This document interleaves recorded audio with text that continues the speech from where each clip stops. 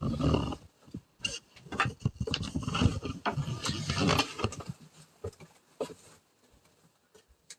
I'm closing the door now.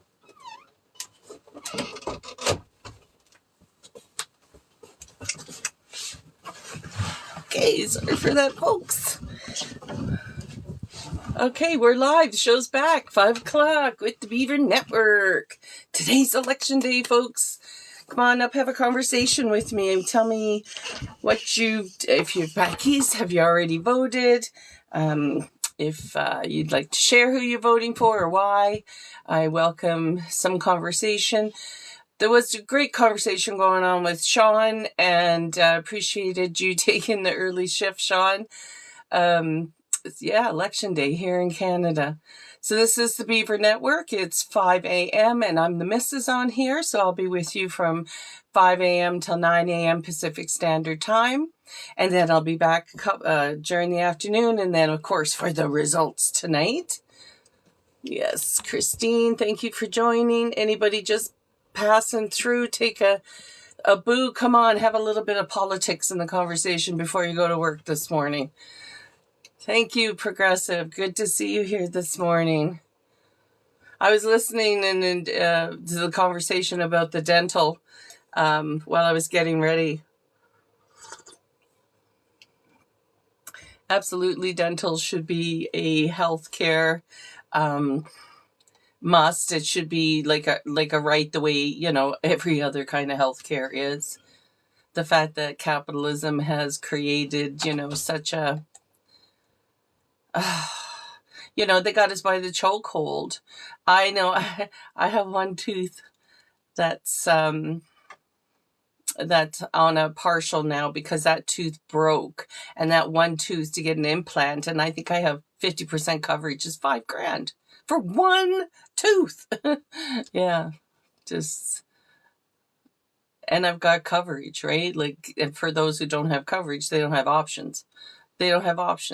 As an employment counselor, one of the biggest problems, or one of the things people had to face in getting a job, was their teeth. If they had no front teeth, you're probably not going to get that front end job, even in retail or wherever the customer service point is.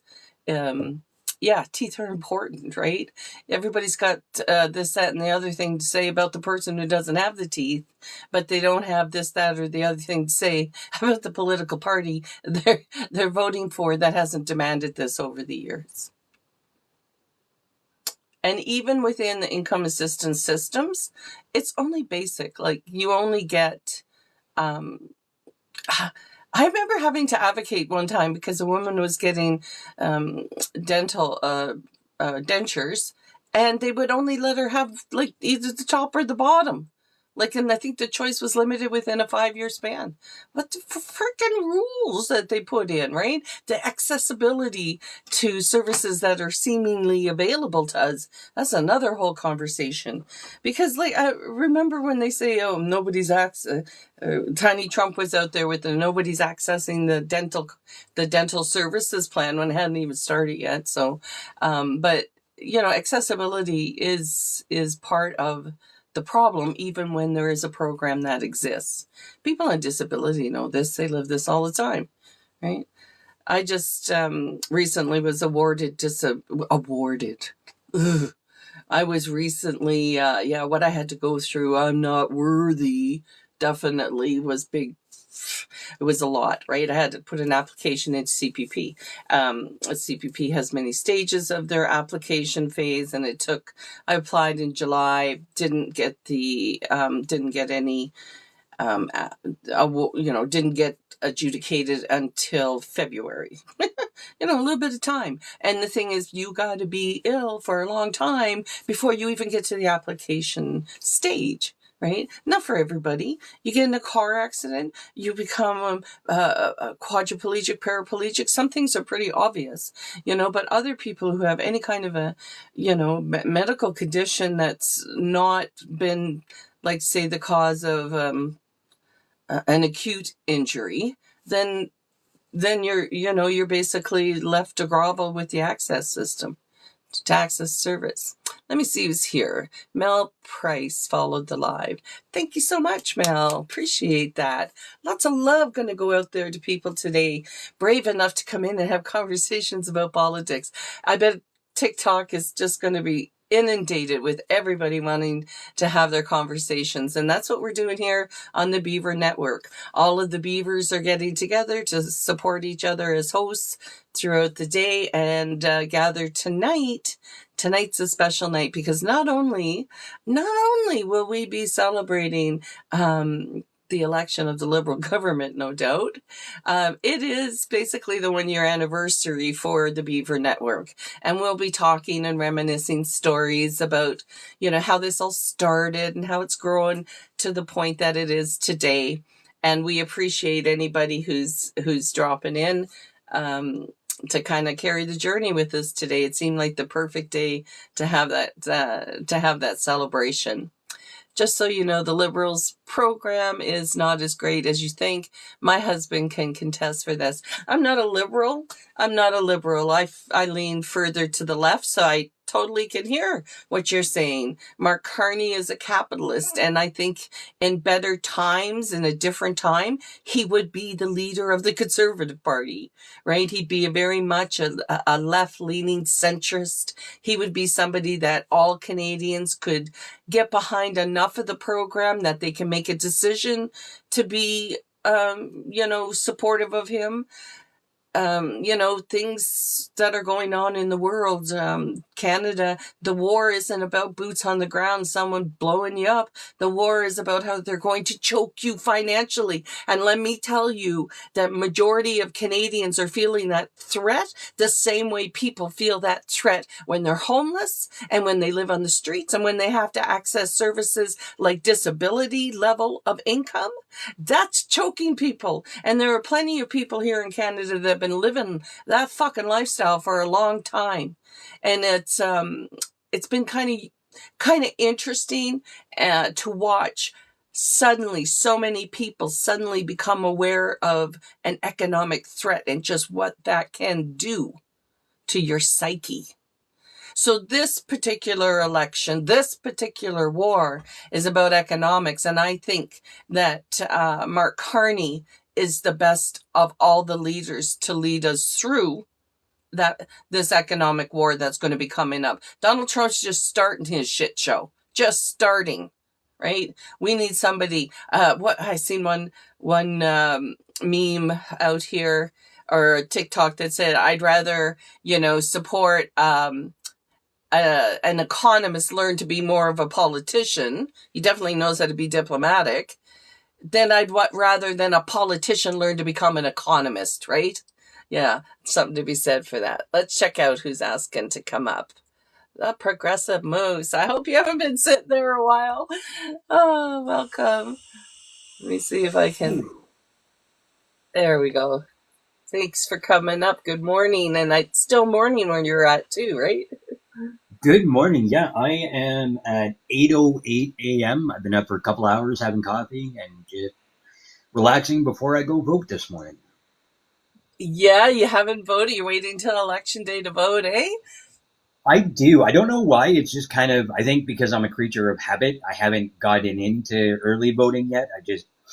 And I won't lie, I like the vibe. For me, elections are like a playoff series.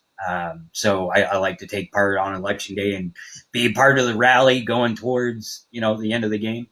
I like I have worked and volunteered for elections. I'm not this year. There's too many other things drawing me away. But I have been employed to run sort of like be part of running some teams stuff, and the people working are working from like 5 a.m. to 11, 12 o'clock at night. It is, and there was no scheduled times for breaks. It was one of the, and I said I would never do that position again. I thought it was just, it wasn't a very well thought out election day process. Man, people work hard that day, I must say. But I'm not interested in the lineups. Like I live in a bigger community, and election day, the frickin' lineups, yeah. I don't like Yeah, that. no, I can understand that. And just on the election workers you mentioned earlier, just a quick shout out. I know they're not here, but anyone that knows Absorbed One or Jax, Yeah. they both take part in being a part of the elections. So they actually work for and during the elections. So shout out to them today. And it's a slog. They're going to get tired and exhausted, but thank you so much for all your work. And that goes to everyone that works on election day to make the system kind of chug forward. So Yeah, kudos to hats everyone. off to volunteers, right? Hats off to volunteers and the paid workers. But the vibe, if you're there and you're only spending 6, 8 hours, the vibe is just, it's incredible, right? It's everybody's I'm really hoping for no tensions. No tensions at any of the voting places, right? But where We was it? And I never seen any follow up of it.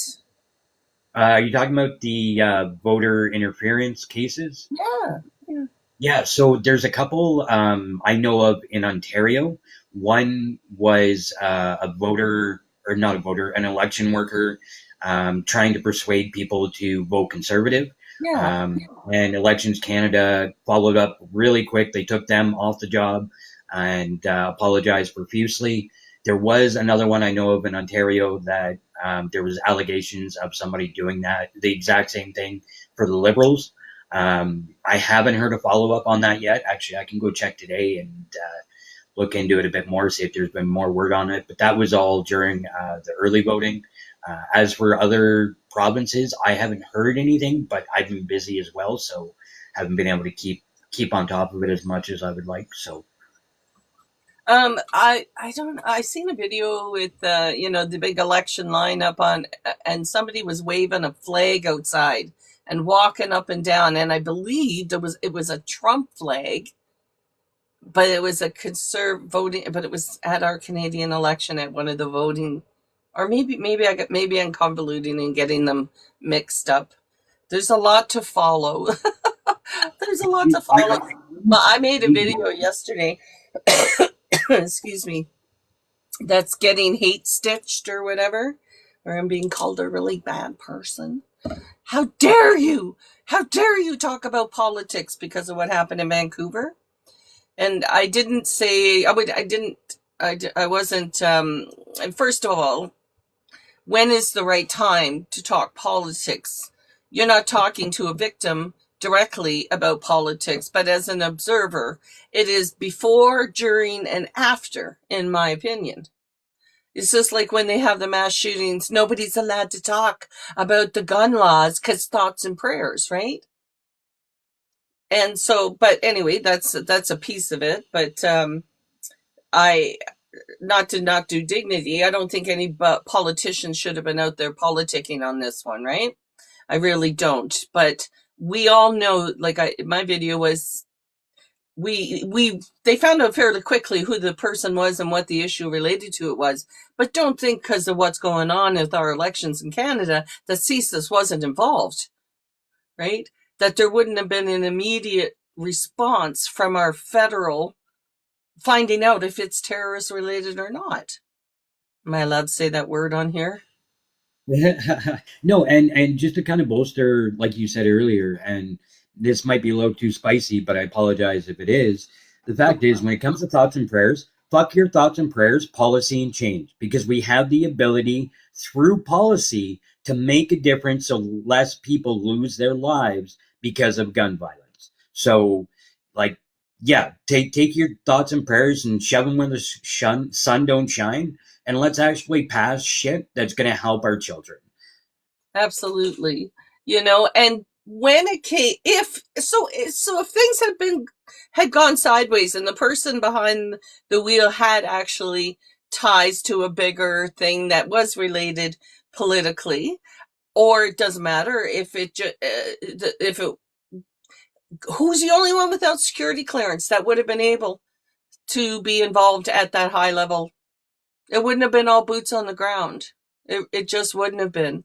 And I know it's not of late, but Jade Meat did have that incident where it was so severe he was in his house staying away from windows, right? The threat was so real that RCMP had to reach out and, you know, to make him aware, right? Like, there's some real acts of violence that have taken place and have been, and there's been a slow grind at normalizing it, right from the Chrystia Freeland incident at the elevator there.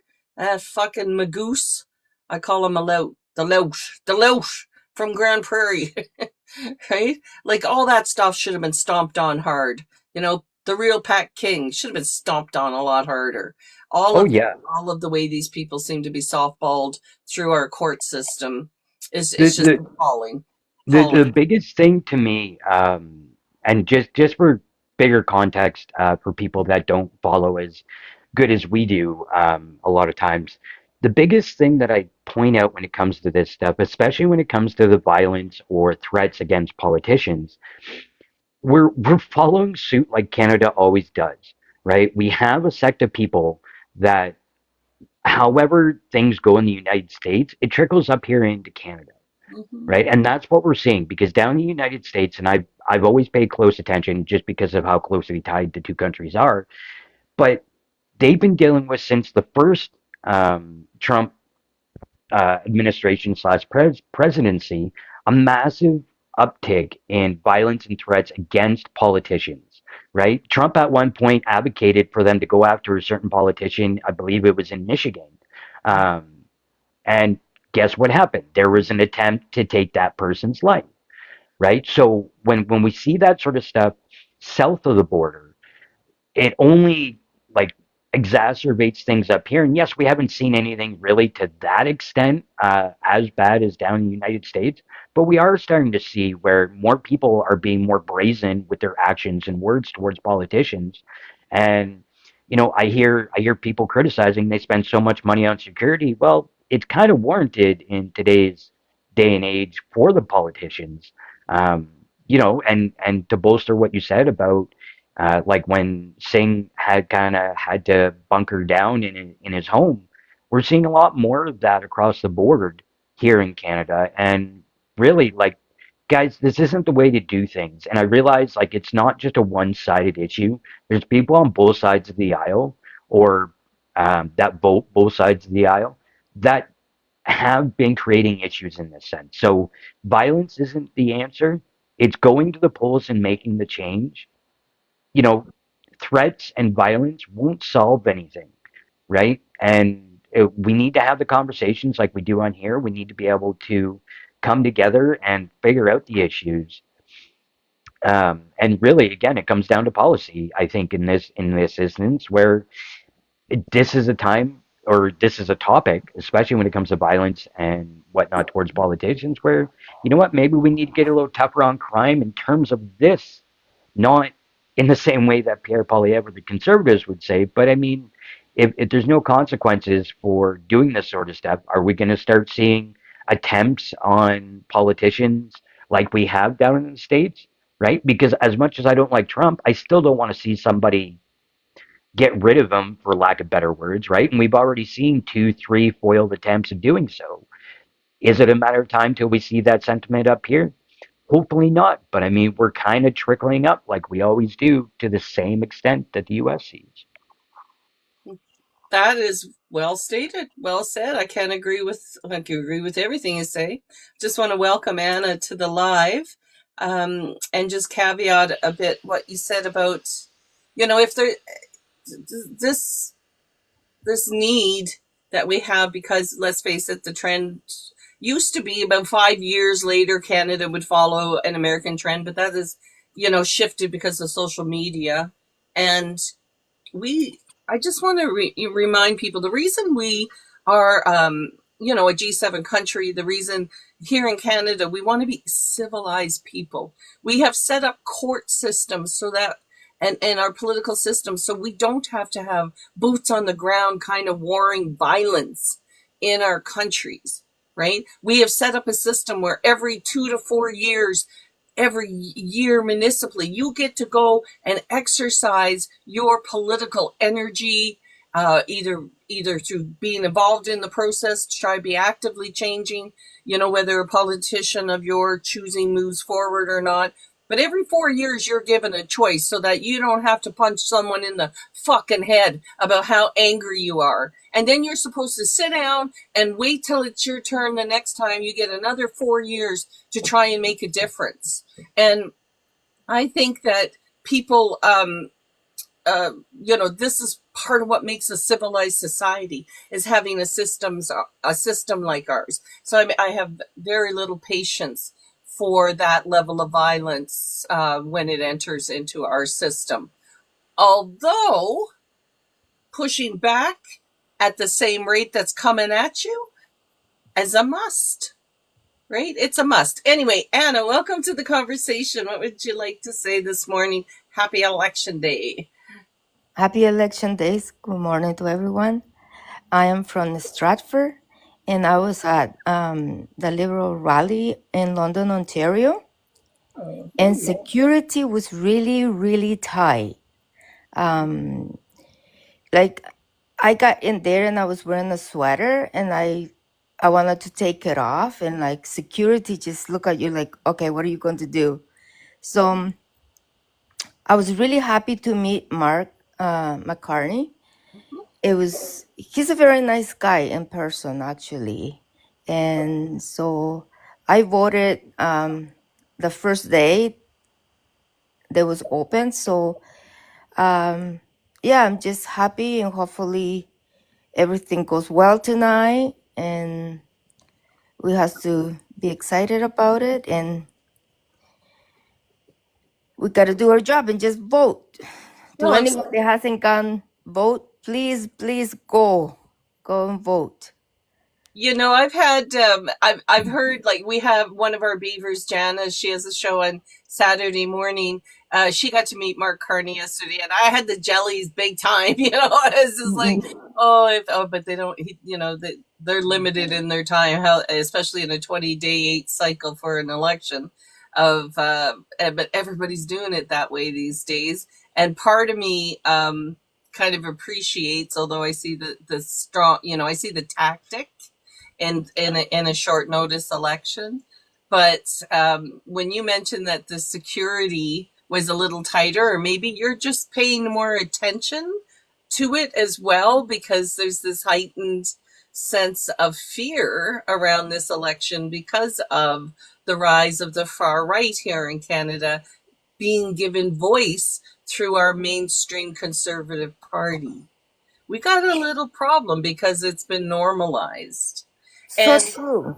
yeah, Because they sent me a text message inviting me to go because I'm volunteering. okay. And then I was like, okay, I'll go and I'll take my husband with me. So, and then I didn't hear anything for a day. And I'm like, and then they sent me another text and I'm like, it's in London. And I'm like, okay, where in London? And not until we went on a Saturday, not until 3 o'clock on Saturday, they sent me the location.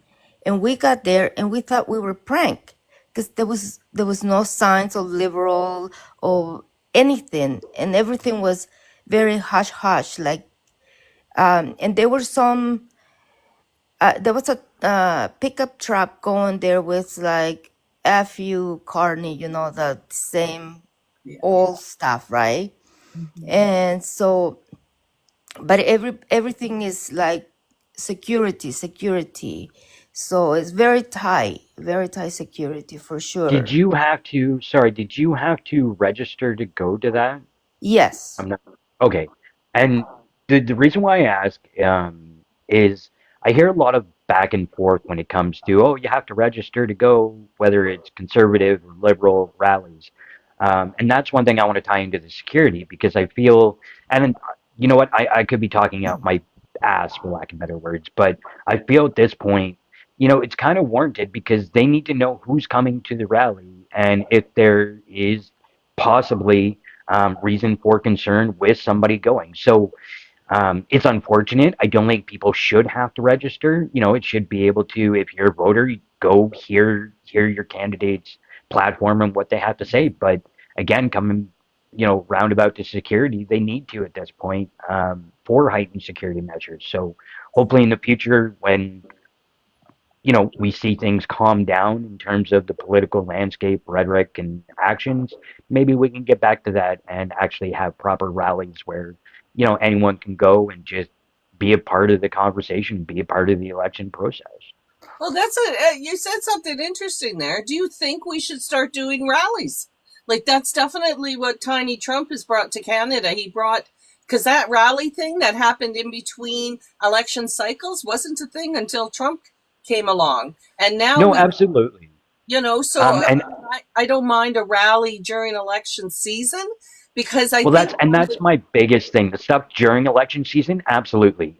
Do I think we should go like look at Pierre? I will single him out because since he became leader of the Conservative Party, that's essentially all he's done is yeah, just do rallies, right?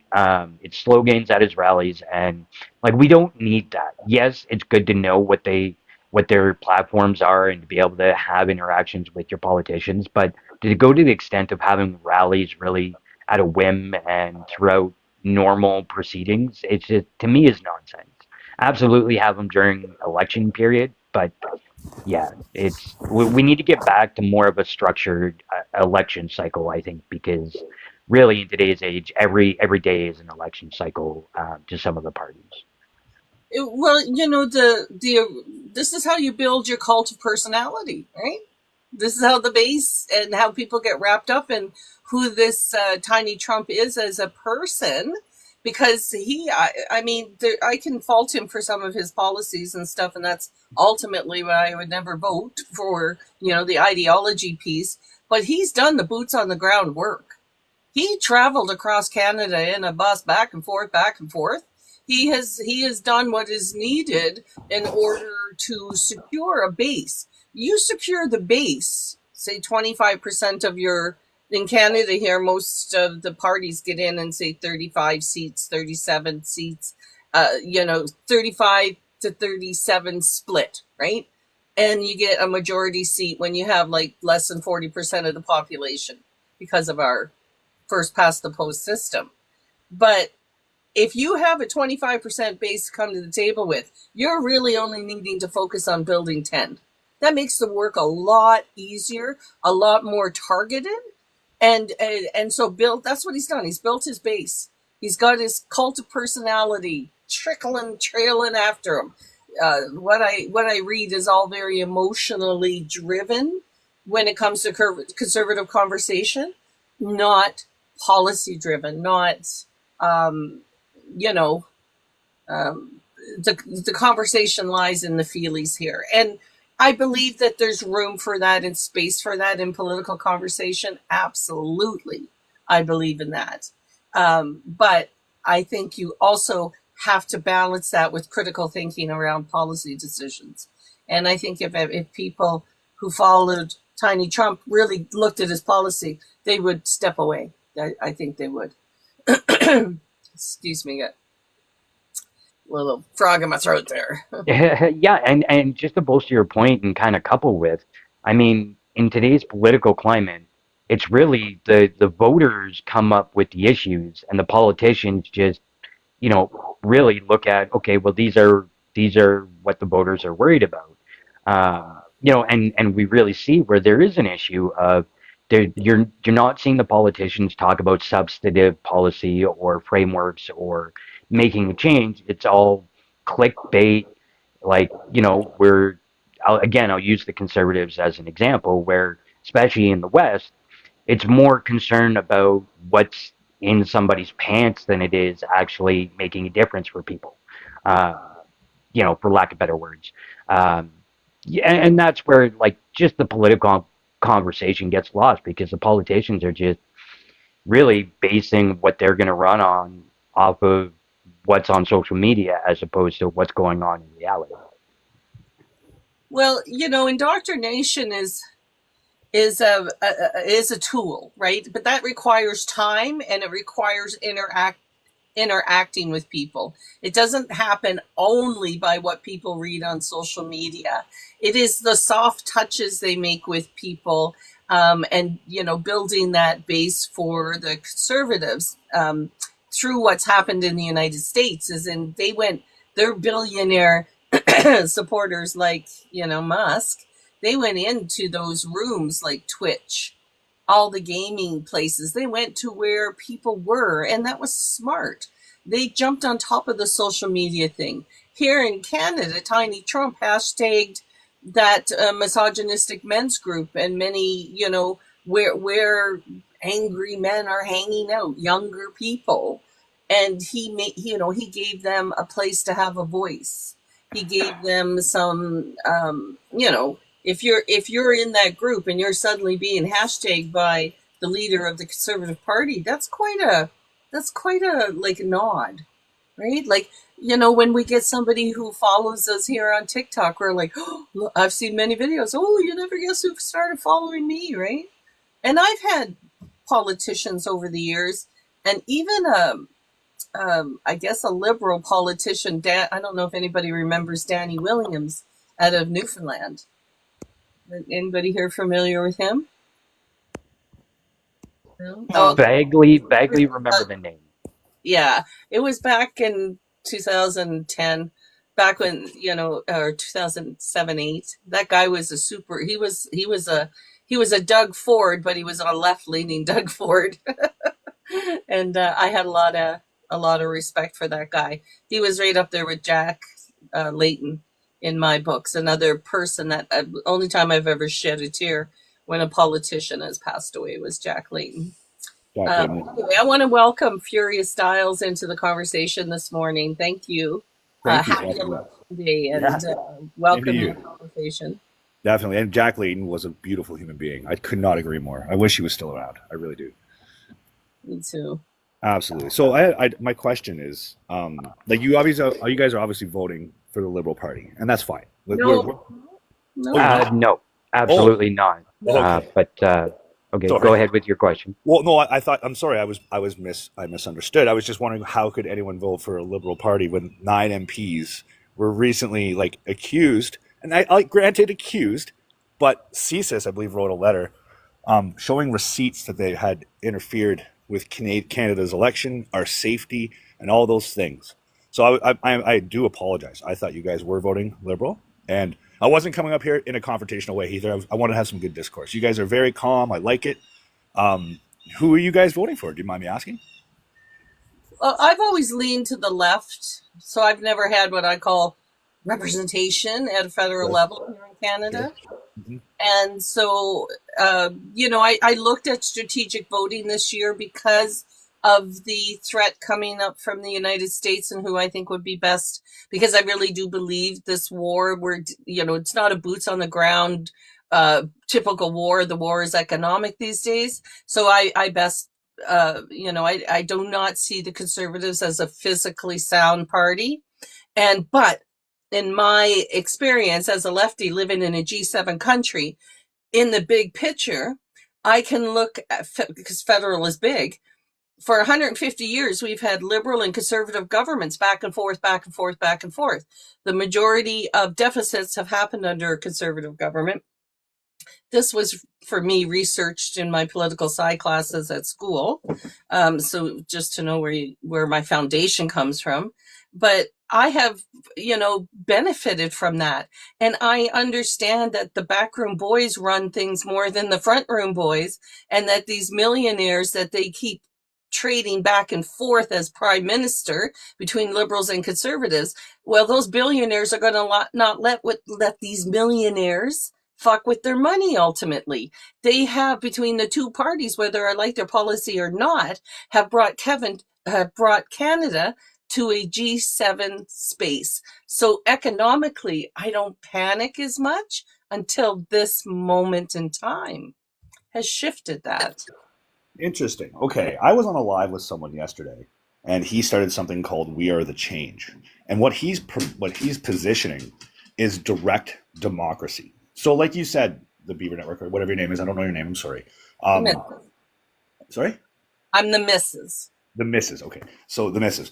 I don't know what your thoughts are on direct democracy, but you have a poli-sci major, you can understand, or you're in poli-sci, you understand politics. But for the average Canadian, would you not deem it to be fair for every bill that was to be passed to be sent, just like the ArriveCan app, sent directly to one smartphone or a letter in the mail, if they don't use technology, clearly stating what the bill is, what the ramifications are, how it affects them both from a tax perspective and a living perspective, like how does it affect their livelihood? Would you guys be in favor of a direct democracy? I think the threat of a direct democracy would be anarchy, right? Is that not the ultimate? No, I think so. Let me ask you a question. If someone, let's say back in 2018, and Justin Trudeau turned down a multi-billion-dollar contract from the German government for natural gas, he didn't see a future in it, which is a slap in Canadians' faces because that's us. However, if the majority of Canadians were polled, if we should pay carbon tax, it would be a resounding in favor of one side or the other. And if you have a close one, say if it's 51 and 49, well, majority wins.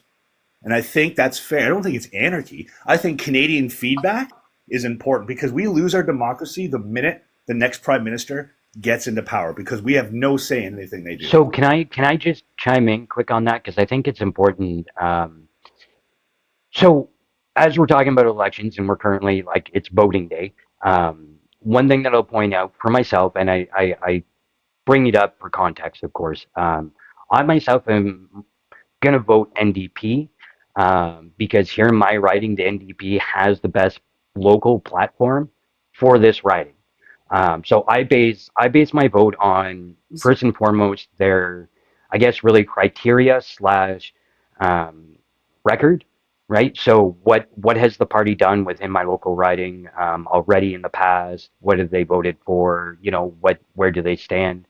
And when it comes to direct democracy, I get what you're saying, but one thing I would like to point out for everyone that's here in the comments, of course, like when we vote in a federal election, we're voting for our MP. We're not voting for the leader of the party, right? So you're right, it's not as direct. I absolutely agree with you on that. But we're voting on the MP to sit in Parliament to be our voice, right? So our representation would be that MP that's going to Parliament.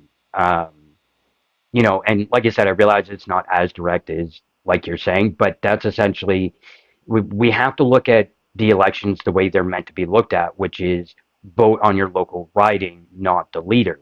And I can understand, of course, like the members of the party are going to toe the line, so to speak, with the platform, and they're all on board with the same stuff. I absolutely understand that. So I get, you know, divergence there, but when it comes to the local MPs, they're more in tune with what we need locally. Like I'm in Northern Ontario, and we tend to fail in terms of what we see for infrastructure in multiple different sectors in the north of Ontario. So for me, like when I'm voting for my local MP based on what we need in this area. And just in all honesty, the NDP have the best platform locally. So I mean, the whole direct democracy, like I get the premise of it, but at the same time, like we kind of already, if you want to get into the nitty gritty, have that because our MP is our voice. Whether we, you know, yes, it's unfortunate you might not vote for that person, but they are your voice. Yeah, I get you, pal. Like I get how we can perceive that MP to be our voice. I mean, because like if you have an opportunity to go speak to your MP face to face and say, hey, look, I got this issue in Northern Ontario. We have a hard time getting things that we want here. I don't know what the situation is, pal, but like I get it. But you have to admit, man, you kind of threw away your vote. Like the guy's not the NDP's. But how? NDP's not going to win at all. Because we have micro elections where we have sort of like a form of this direct democracy.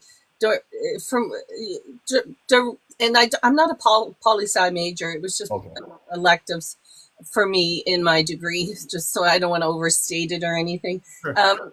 But it is harder to do a direct democracy with millions of people than, say, a micro citizenship like Alberta, for instance, that's interested in separating, and they could then, put in a direct democracy. I like some of the ideology that is behind a direct democracy. Could that then be kind of, melded in as we move forward? The first past the post system is not going to is sort of like an answer to that when you have mass populations, because we have to elect our MP.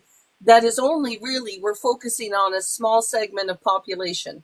in my riding, it's about 400,000 people, the entire riding, right? And it covers, let's just say, if you were to drive it from A to B, covers 9 or 12-hour drive, okay? So a lot of massive space for one human being to be elected to be our MP. And if that MP, my riding is always conservative, I lean to the left.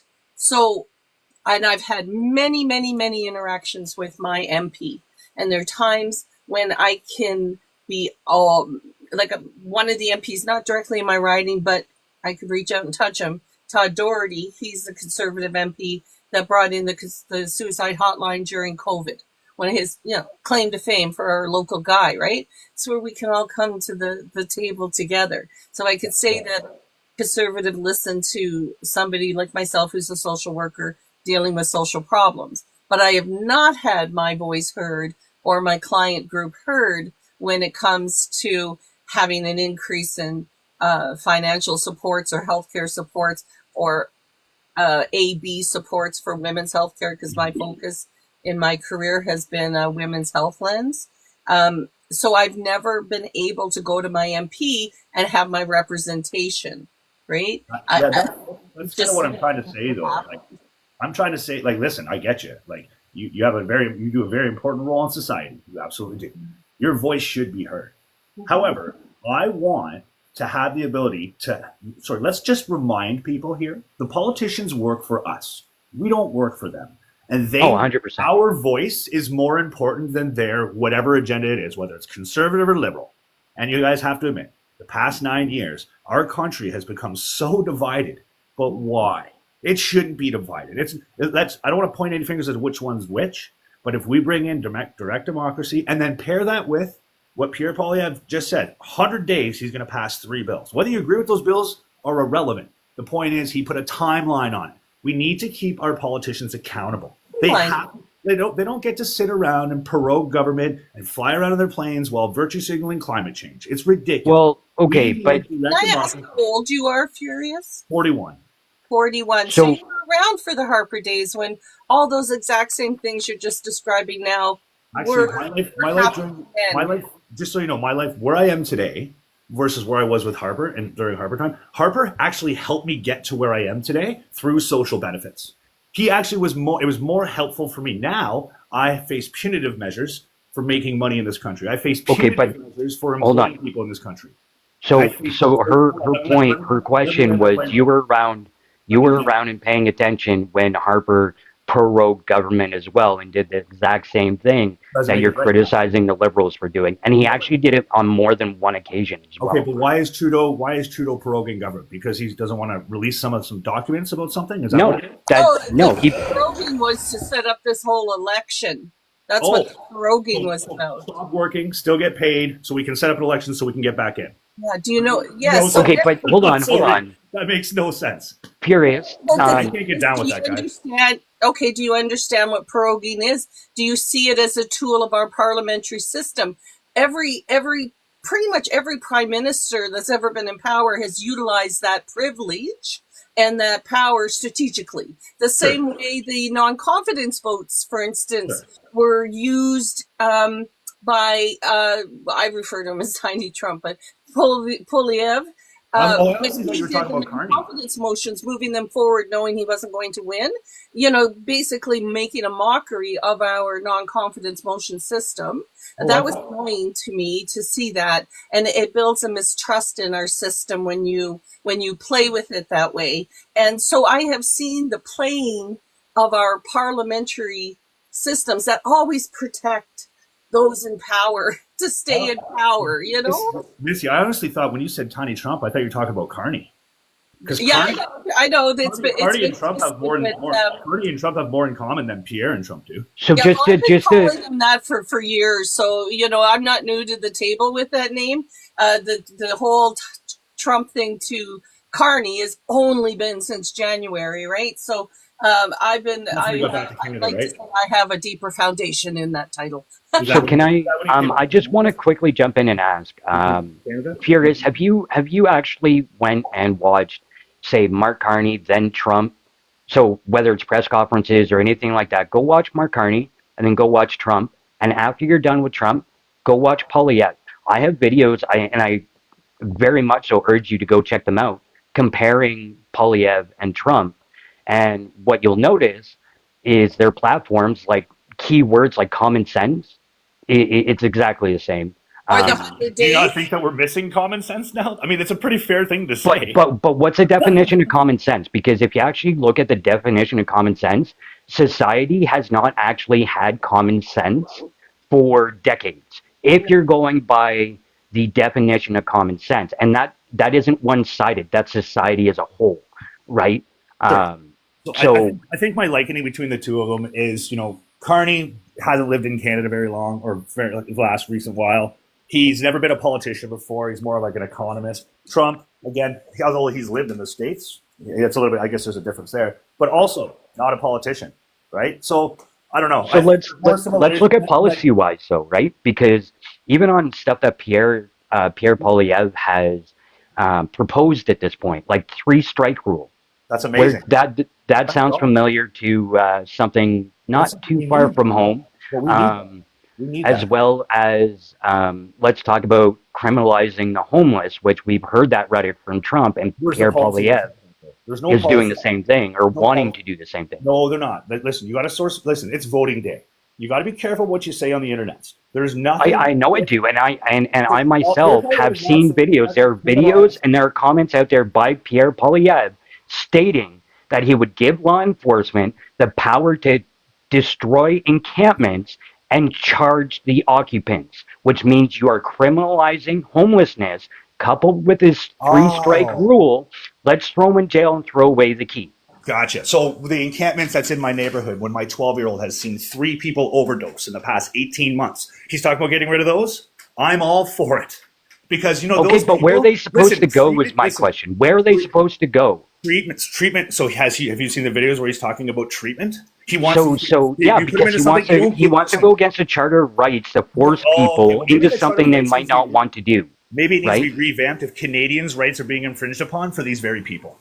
That's all I'm saying. What You have what to of, understand, what encampments what do not what right bring- of yours? What right of yours has been infringed upon because somebody else has chosen or is stuck in substance abuse? No, What listen. it's right not- of no yours rights has have been no, listen. infringed on? There's no rights that have been infringed on. What has been infringed on is the safety Okay, of my so children. so the comment you just safety of made my- is invalid. Progressive Moose, the safety of my children is more important than my right. Are you a father?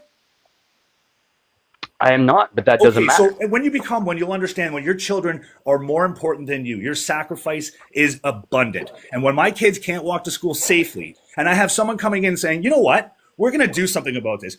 We want to look at it on the surface and call it criminalization? No. How about this? We put them into treatment. Instead of giving them drugs, we ease them out of it. Get them to become a productive member of society. It's not a matter Okay, of so throwing them in so the jail. base It's a base matter of that. fixing So them. okay, so here's the thing. When we're talking about Poilievre, and let's go back to the fact that he wants to completely destroy encampments and criminalize being homeless. So would you not think it would be better service for the people to actually work on housing those people so they have a base to work off of to be able to better themselves within life and, like you said, become a good contribution to society when statistics and information already shows that when you give somebody the base of a roof over the head, which I will remind everyone is a basic human right under international law, it actually bolsters them better. And when you throw them into a jail cell instead, which, again, I will point out, costs more money for the taxpayers than housing somebody within their own walls, would that not be a better fit and a better way to go when it's already shown That's to exactly what Pierre's actually saying. help people better than throwing them in a jail cell That's what- and criminalizing it? Buddy, that's what Pierre's saying. He's saying No, he's said not. numerous times. He doesn't it's about getting them off of the streets, off of their addiction, helping Okay, them. but if you Hold on, destroy their listen. tent, which is technically their home at that point, how are you helping them by destroying the little that they already have? Well, that's a good question for Pierre Poilievre. At least he's positioning the questions and the statements and the ideologies that this country needs right now, i.e. safety, housing, food insecurity, and we got to get rid of how many taxes that we pay. Okay, but throwing people in jail isn't going to solve the issue. That's what I'm getting at, Carney and took that's what that he from wants Pierre, to do. miss. Well, the Carney common took that from Pierre. Carney I took think that the from Pierre. common ground here is, though, we're all recognizing that there is a need to respond. When when we talk about the homeless crisis, we're talking about the tent cities. We're talking about the people that have suddenly become precariously housed, that can't afford the high rates of rent right now, that can't, for the first time in their lives, are feeling the what it's like to not have a solid foundation over your head. That really destabilizes people if they don't have the food and shelter piece under control. But when we talk, what has motivated the populace in Canada, and this is the populist politicking that's going on, is connecting with the emotions that are connected to what we see in terms of the street population. But when we look at, so in policy, conservative policy, they have a housing plan that is basically to work with developers or people who can afford $1 million or more homes. The houseless people will not be able to afford $1 million mortgage. They're not the people that are going to engage in that housing. And I'm not saying that for the people that can afford the $1 million housing thing, that's not a good plan, but it's not going to solve the housing crisis that is what is disturbing Canadians. You will not be able to take people off of the street, even if you put them in a place to sober them up, to give them treatment. Where do they go when they get out? They are And even still going to well, be hold on. at an economic disadvantage, and they're not going to be able to step into that $1 million zone. We need to have a plan that's going to address the needs of people stuck at below minimum wage and thereabouts. And the biggest thing I want to add to that quickly is a lot of people. Yes, we're talking about people that unfortunately deal with substances, but a lot of people need to understand as well and keep into context that there are people that work full-time jobs, sometimes upwards of 60 hours a week, that still don't have a roof over their head because housing is too expensive. So it's not just a matter of looking at people that are addicted to substances or having mental health issues. The fact is, housing is not affordable, period. Even if you have a job, it is not guaranteed. So I'm sorry, but when it comes to the Conservatives, their whole platform is essentially, if you work hard, you'll have the Canadian dream. That's not playing out. And they haven't fixed that, whether it was under Harper before the Liberals. We still had that issue before the Liberals, right? So it doesn't matter. It's not a party issue, right? This is a government issue as a whole. I bought 2 houses under the Conservative government. Now, you're right, man. How hard is it for people to buy homes? So listen, anyways, I have to go. Okay, so you were fortunate enough to be able to have enough to buy 2 homes To be at the continued. time, right? To be continued, Thank you, Progressive. Curious, for coming in with your conversation. I like how you laid down your thoughts around the election here. It made it able for us to have this communication. Thank you very much. I appreciate you. Okay, take care, everyone. Hey, good luck Happy today. in the election polls. day! Let's go. Cheers, guys. I'm Pasty Native. I've been waiting to say good morning. Thank you for joining us. Hello. I do want to add one thing too. The forced treatment generally leads to a higher rate of overdose afterwards, especially if you don't give them the means in order to succeed after being released from a treatment facility. But it has been proven time and time again, forced treatment does not work.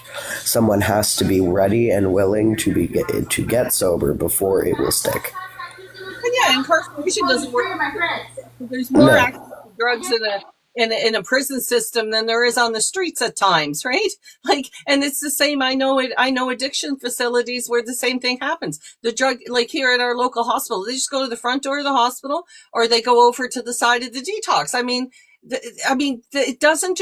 Some people don't understand sort of like the micro pieces to this story. It all just is blanket conversations. We'll just scoop them up and put them over here.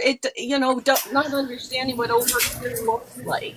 Right? Yeah, and I know firsthand because I was addicted for well over 10 years, and it took me hitting my rock bottom and deciding that no, I needed a change before I was able to get successfully sober. I had tried multiple times beforehand, but I wasn't at a point where I was like, no, I'm done. I don't want to be like this anymore.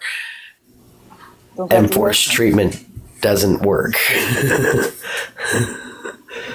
Because my parents tried to force me into treatment. It just made me more angry and more likely to use when I got out. You Yeah, know, 10 years I is a long time to be having your body reliant on a substance like whatever your substance of choice was. That's a lot to walk away from. That is a huge. So congratulations. I didn't know that piece of your story.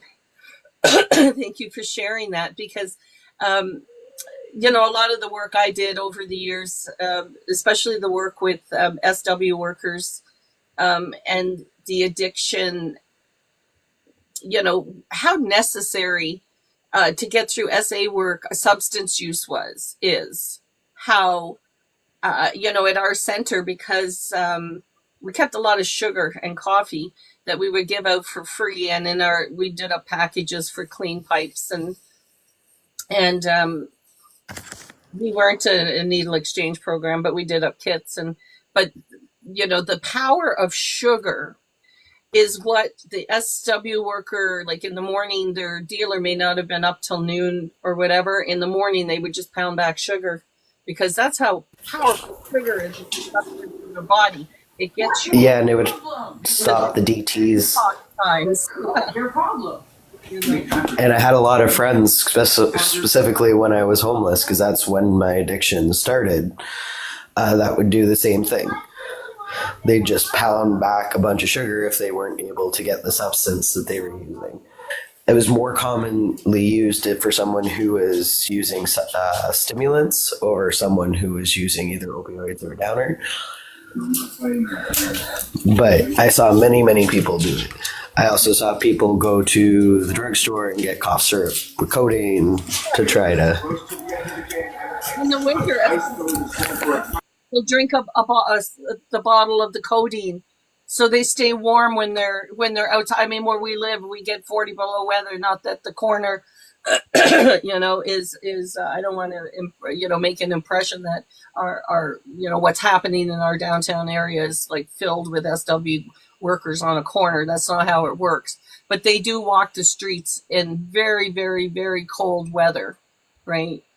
And you know, where our center was right downtown, there was a morning shift for the men getting off the graveyard shift, coming out of the mills, coming out of the, you know, the jail, the guys that work at the jail, you know, like all coming down to have their, you know, nightcap or their morning cap with the SW workers. And we would sometimes phone RCMP because it would happen right behind our back door a lot. And we'd go out and take pictures of the vehicle and intimidate, you know, whoever was driving the vehicle. You know, if sometimes there'd be youth, well, most of the time it was youth, you know, it's 14, 15-year-old girls getting in a car, you phone RCMP and they're like, what's the relationship? Well, you know, it's not a consensual relationship when the person is that young, no matter what the scenario is, you know. So, I mean, I don't know where I went off on that tangent. My apologies. I do have to take off here in a minute, but I do quickly want to just throw in there, guys. I myself still have to go vote today. I don't care who people vote for. Please just make sure you go vote today. The more people that vote, the better our system works. So go exercise your right to vote. And thank you so much for the conversation this morning, everyone. Oh yes, happy election day, and thank you for joining the live this morning too. I just wanted, while we have this pause, remind everybody that we're here because of the Beaver Network, and we're having a 24-hour marathon for the election day celebration. So I'm here from 5 a.m. to 9 a.m. Pacific Standard Time. The first hour is already gone by. We're taking gifts. The Beaver Network has subscription opportunity where you can, for $4.99 a month, get access to our Discord channel. And in Discord, have the deeper dive conversations and post articles. There's video rooms. You can have small chats and develop your political relationships within the Discord. and keep up to date. And everything is being put up on YouTube now. So the Beaver Network is growing. If you ever want to revisit some conversations you hear on here, just wait a day or two and you'll be able to pick up the show on our YouTube channel. And that subscription is free. So I encourage you to go on over there. Tapping is clapping, sharing is caring. Let's get the live out there. There's going to be so many political conversations out there today. I hope that people just bop in. I really want to stay, I'm not going to get into, I hope the conversation stays as policy driven as it has since this last hour for me has begun. So let's just check out what's happening in the comments. Or Pasty or Anna, you want to jump in with any conversation, you're welcome to. Yes, I was going to say that for me and for where I live, I think a lot of the people I know that they became homeless and they became addicts. It all began a long time ago. This is not a Trudeau problem. Let's say for me, I was put in morphine and opioids since the early 2000s when the doctors used to give that as candy. Yeah, And the Oxycontin whole. that's how this began. So it's not a problem of Trudeau. And I really think that it's very misleading because this took years. And I have taken painkillers for years. I have never abused them, but you become used to having that. And there is a lot of people who are addicted. They're just like moms taking the kids to soccer games. And it's a bigger problem than most people actually think. Being addicted to. In my community, we have a needle exchange program downtown. And just in telling this, I haven't worked in 3 years.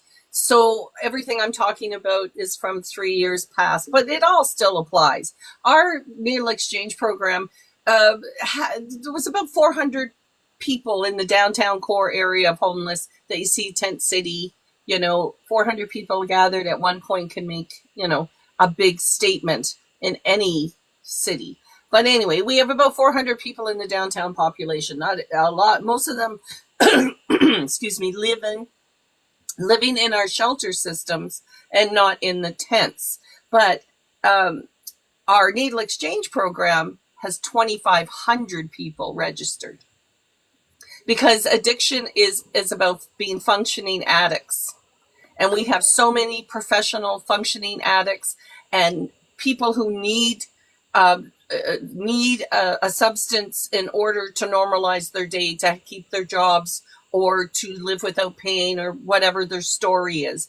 And it's really just think of the disparity in those numbers. And it helps, Anna, I hope, to just give you sort of some support in that you're not alone in this, and that we need to stop looking at addiction as if it is just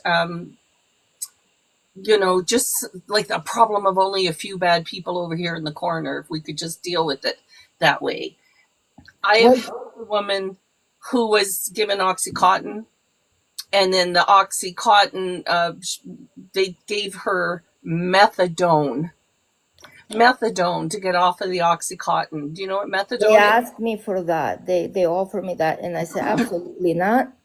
I have lupus, so I'm sick. Like I have a chronic illness too, and I have fibromyalgia. So I have all kinds of health problems. I don't take medication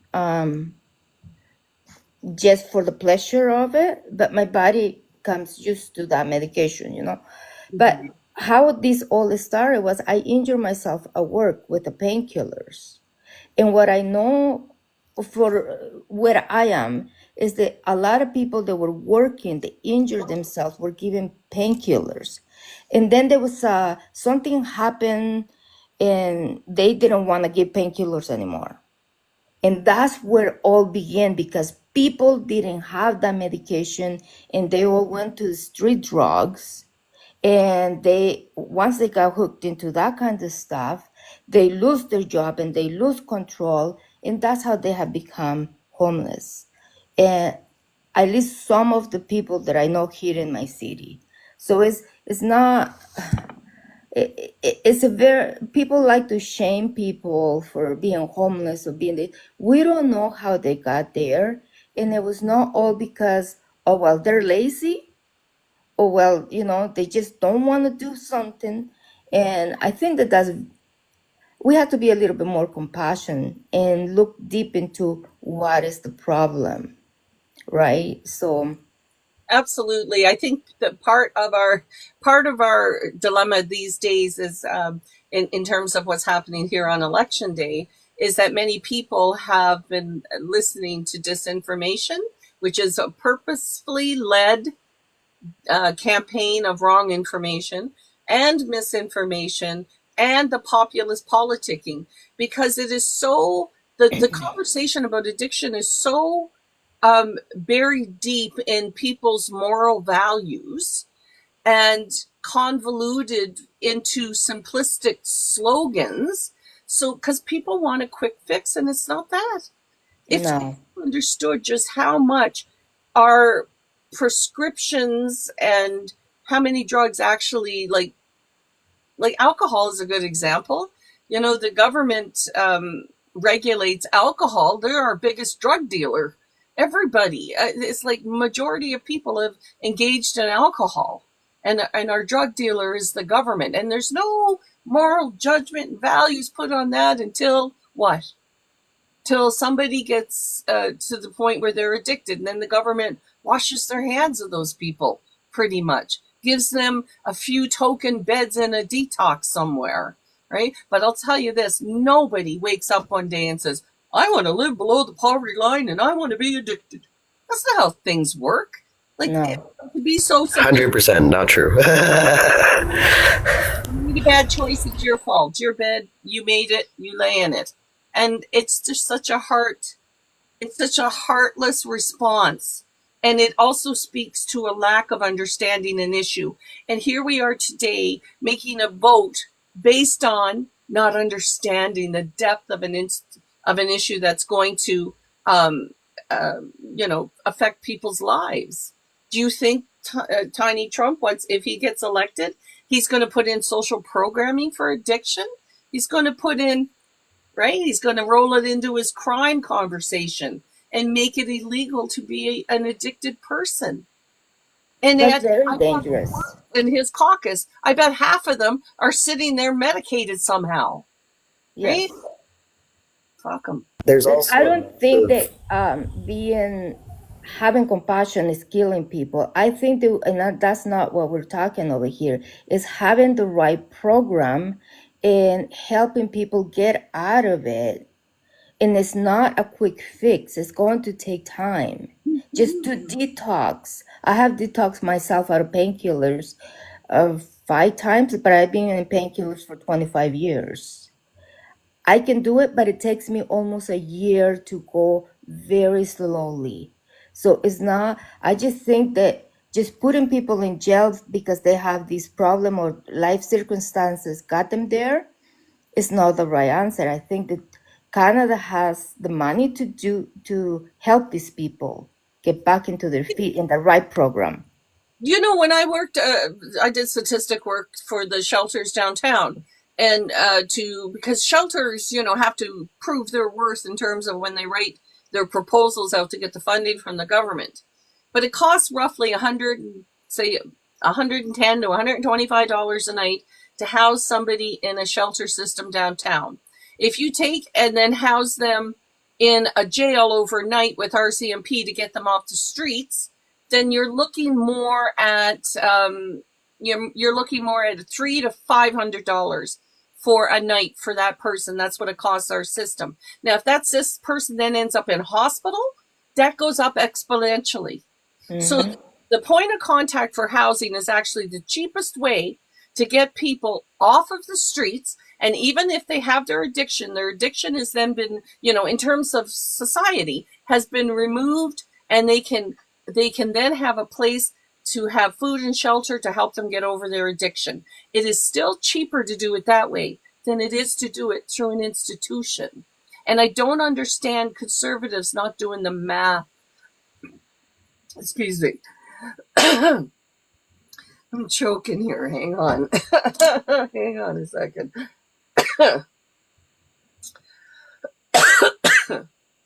It's not giving me the option to mute myself, so bear with me. Yeah. So, just looking at the math on those simple things, I don't understand conservatives' value systems. The fella that was up here earlier that talked about the direct democracy, which works better in a smaller kind of environment, which provincially or all smaller environments with healthcare, being regulated through our provincial systems, not through our federal systems. And so when we elect a conservative who's telling us that they support putting someone in the jail level of things, incarceration, because people are not going to be allowed to leave. It's incarceration. I don't care if it's in a nice, comfy bedroom style or not. It's incarceration, and freedom will start to encroach on people. You ever been stuck in your house because of a winter storm for 7 days? You got the itchy urge to get up and get out of your house. It's not going to be any different. Because and I have been in I've worked in treatment centers, and I have supported loved ones through treatment centers. Unless you're paying out of pocket for private centers, government treatment centers are not the Ritz Hotel, right? They're not. And so I can just only imagine what that institutionalized effect will have on anybody with addiction. It'll take it underground in ways we've not experienced here in Canada. That's what that'll do. There's also a big thing of anybody who's addicted. There's a massive comorbidity when it comes to mental health disorders and other neurological disorders. So like myself, when I was addicted, I was self-medicating for my autism and my ADHD with stimulants. I would take them so I could function, not so I would escape or anything like that. It was so I could function normally as a person and my brain wouldn't overwhelm me. And being someone who's in the mental health and addiction field, that's something we're very much taught within our schooling, that there is almost 100% correlation with some sort of mental health or trauma when it comes to someone who is addicted and who is facing homelessness. Mental health and addiction are put into sort of the same phrasing for a reason, because it is there's always something that people, even people who are not addicted, self-medicate. Every time every weekend the bars are full of people that do this. But there's no moral judgment, because then they can put their addiction aside on Sunday to go back to work. But it doesn't matter. They still, everybody's working for the weekend, and and a lot of them are working for whatever that escape is through alcohol or through pot or whatever their substance of choice. Weekend warriors, we call them, right? There are so many different levels of addiction within our society, and there's so much stigma attached to certain levels of it. But it's all basically everybody. Yeah. Human beings have been self-medicating since time began, chewing on mushrooms or whatever plants available that would give people a mood-altering experience. We don't have to vilify that. That can be that goes with socially acceptable addiction, right? And it can be anything from video games to alcohol. Jane here in the comment section, alcohol is acceptable because of the taxes. Yeah, look at the money we make on these things. I'm so happy. If there's one thing the Liberal government did and legalizing cannabis, great, right? The studies they're doing now with psilocybin, mushrooms for PTSD work and for trauma. I'm so excited about that. That is huge. And in order to get there, society had to overcome the moral judgment around these things. Where did that moral judgment come from? And then you start following the money. Like the cannabis story is fascinating. How down in the United States, after slavery ended and they really still needed slaves, what they did is, they created their prison system so that they could get cheap labor through the prison system. But how do you put people in the prison? You make a substance like cannabis illegal, and the main consumers of cannabis was the Black population in the United States, and they were able to keep their prison systems well populated with that. Like, talk about the political becomes personal, right? And when I hear conversations from the Conservatives up here around building institutions under that criminal umbrella, that's what I fear. Is that happening here in Canada? I hate also the way that Polyev tends to demonize safe consumption sites. They've been scientifically proven to reduce the amounts of overdose, increase the rate of people actually accessing treatment, and it safens just neighborhoods in general for people because they have a safe place that they can go and they can use. They're not leaving their needles and stuff all over the place that can harm someone else.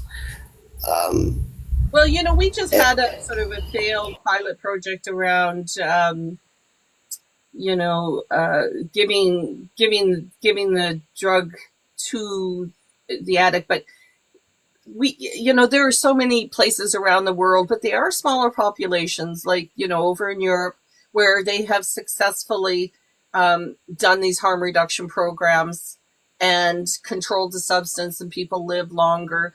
They have a success rate based on the fact that people don't die.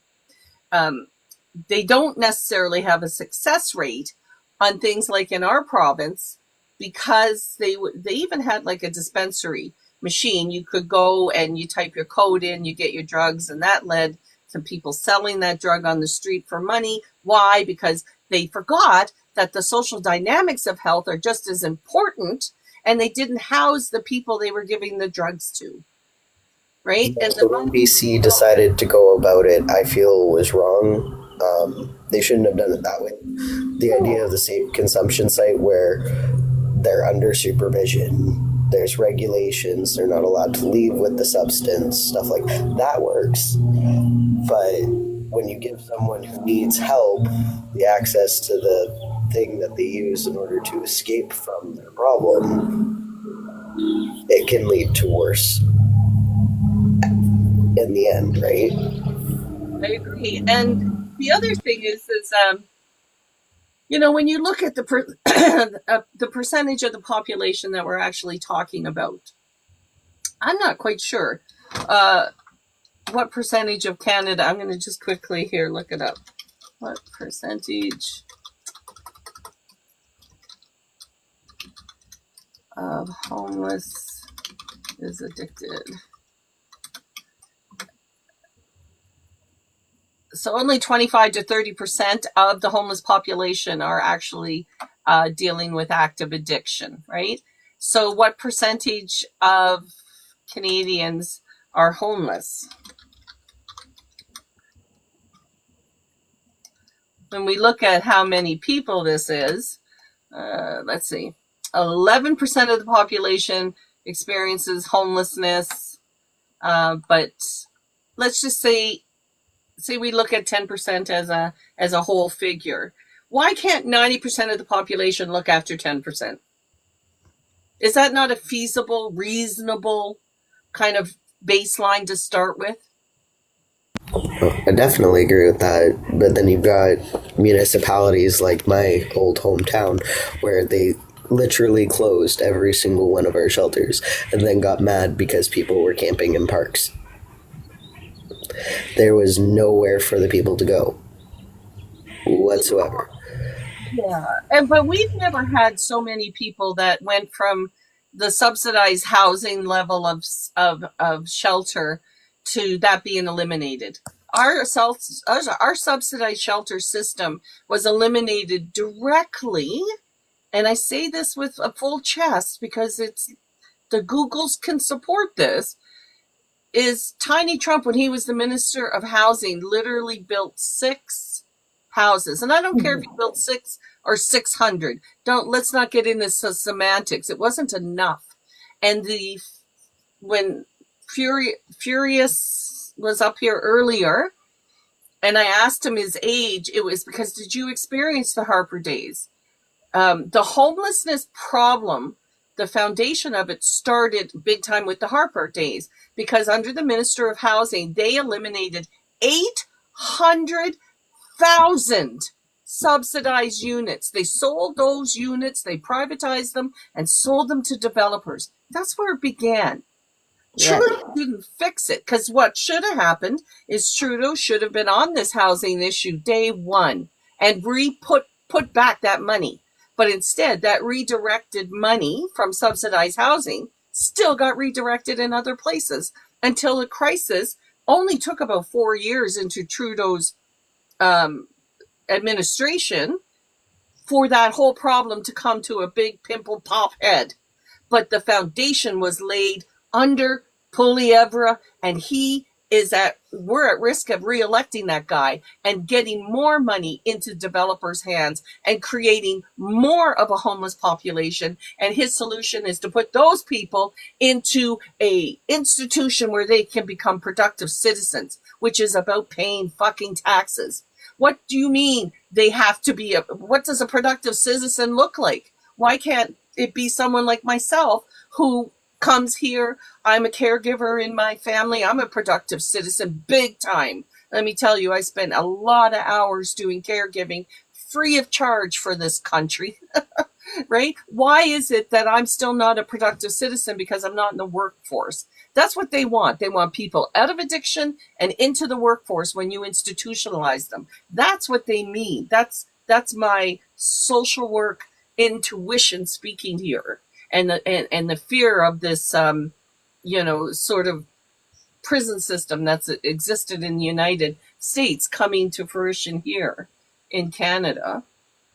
I just want to welcome, there's 29 people in the room. Caring is sharing, share the live, tapping is clapping, and this is being put on by the Beaver Network.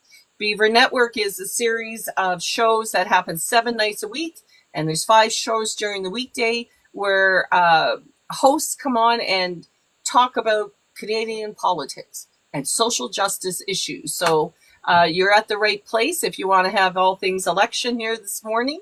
We welcome some guests to come up and then, add to the conversation, send us in some different, give us some different points to chew on. I'd love to have some policy conversation. I'm fairly familiar with both the Liberal and the Conservative policy. All of them, and the NDP. I didn't bother with the Bloc and the Green Party.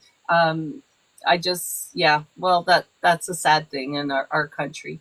I love the fact that we have so many voices on the left-leaning side here in Canada, and I'm really sad that the Greens weren't part of the debate. Pasty had to drop. I was really disappointed that the Greens weren't given the opportunity. I thought the debate commission dropped the ball big time on the way they handled things. We needed a more, the debate was, to say the least, just a little bit boring, right? I don't think it shifted anything. I don't think Mark Carney had like this standout moment the way Doug Ford did, for instance, when he was pushing back on Donald Trump. I never thought I'd have support for Doug Ford on my bingo card, as they say, right? How come an honest conservative is rarer than a unicorn? I don't know. How come? I love nonpartisan moderators. I don't know anybody comes to the table unpartisan the way we don't come to the table unbiased. I'm here with my opinions. That is a reflection of my life experience, and I'm here to voice my opinions, my biases, my judgments, all of it. Make no apologies for it. If you're wanting, if people want sort of that just news report kind of thing, well, we got mainstream media. I don't think nobody can be biased, because of your belief system, your core system of whatever that, whether it's right or left. I think the beauty of it is that we have here in Canada that we can both have it and respect each other. Otherwise, if we don't have that, and then we become Venezuela. So Mhm. I'm okay with listening and being compassionate to what they, you know.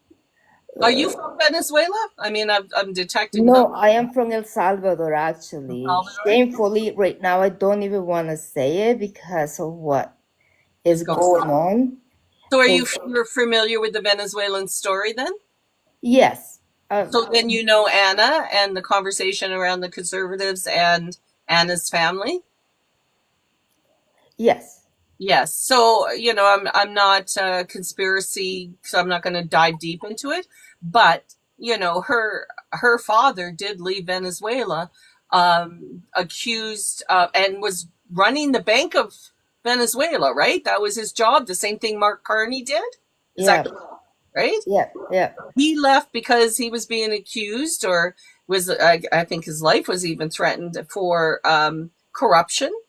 And then and also her uncle and Tiny Trump Poliev, he gave the uncle special, let's just say, used his powers of a politician to get his immigration status moved more quickly. That's That's right. So that's the basic bottom line. You can add all the evilness into those, fill in the cracks, right? There's Mm-hmm. lots of room for conspiracy within that story. And yet the conservatives are all just, yeah, nothing to see here.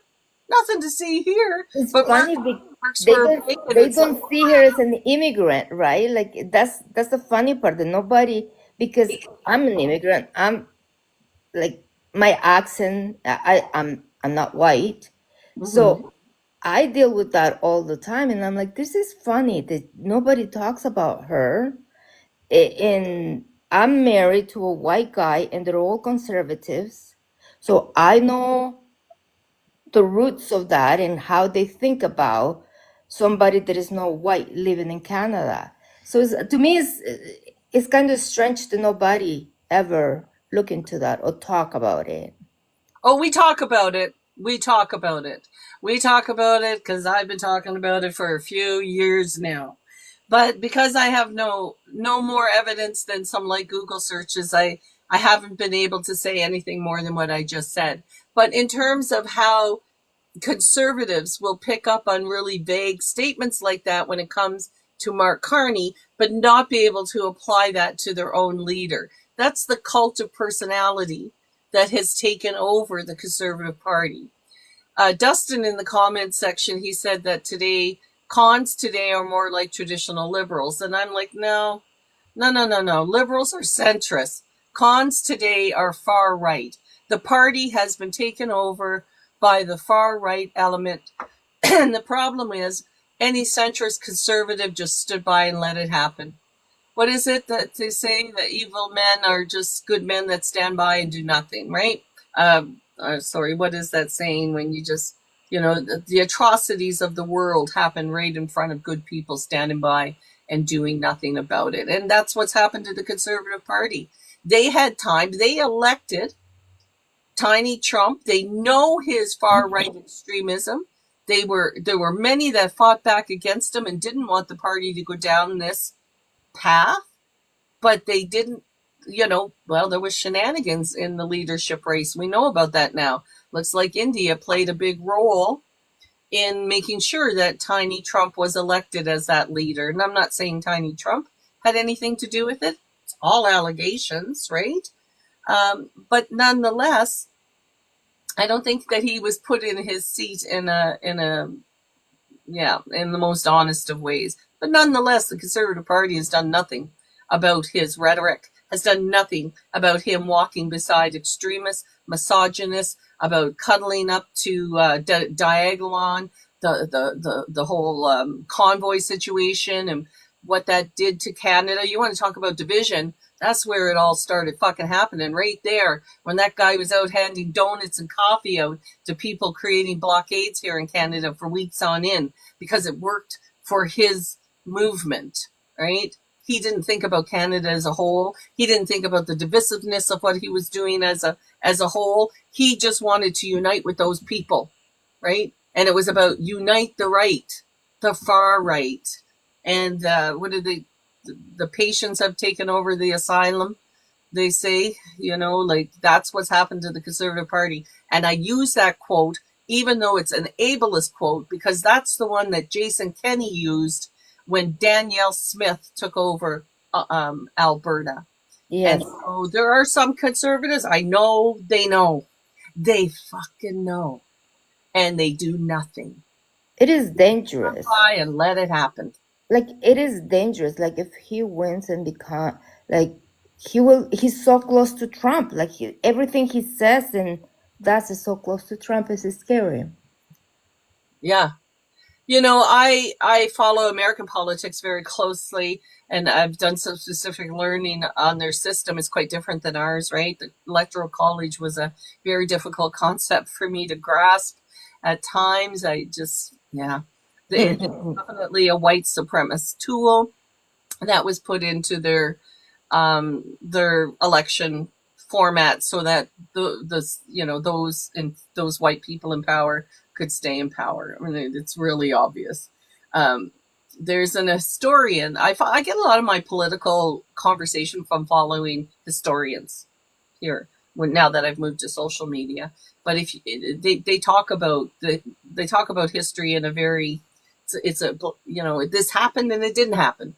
Happened and it didn't happen. They're not giving you a bias or an opinion, or it's just here's the facts and take away with it what you will. So that's for anybody who is politically motivated, follow some historians. You'll get what you need out of it. Sorry, I kind of lost my train of thought here. I've been raving for an hour and a half. It's only 6:30 in the morning where I'm at. Well, I grew up in El Salvador during the wartime. I lived there for 12 years. So oppression. Yes. So for me, like, I see something, like a politician say something, and all the bells goes on, and it's like, oh, that's not good. That will take us to a very weird path, and it's dangerous. Like, so I'm kind Did you ever live in El Salvador when there was a time of peace and you felt that society was, not oppressive? No, I was born in 1974, so there were already big problems. Okay. But for probably the first 2 years of my life, it wasn't too bad. And then my father was killed, my sister was killed. Goodness.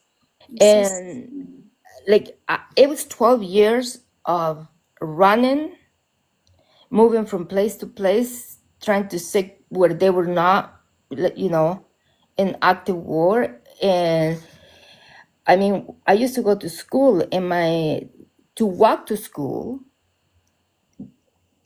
And the funny thing that this is all what they will tell you: be careful, because there's mines between here and the school. Like, just be careful. I'm like, oh, all right, for a 10-year-old, just be careful not to step on it. And so that's the kind of life I live back there. Like, it was crazy.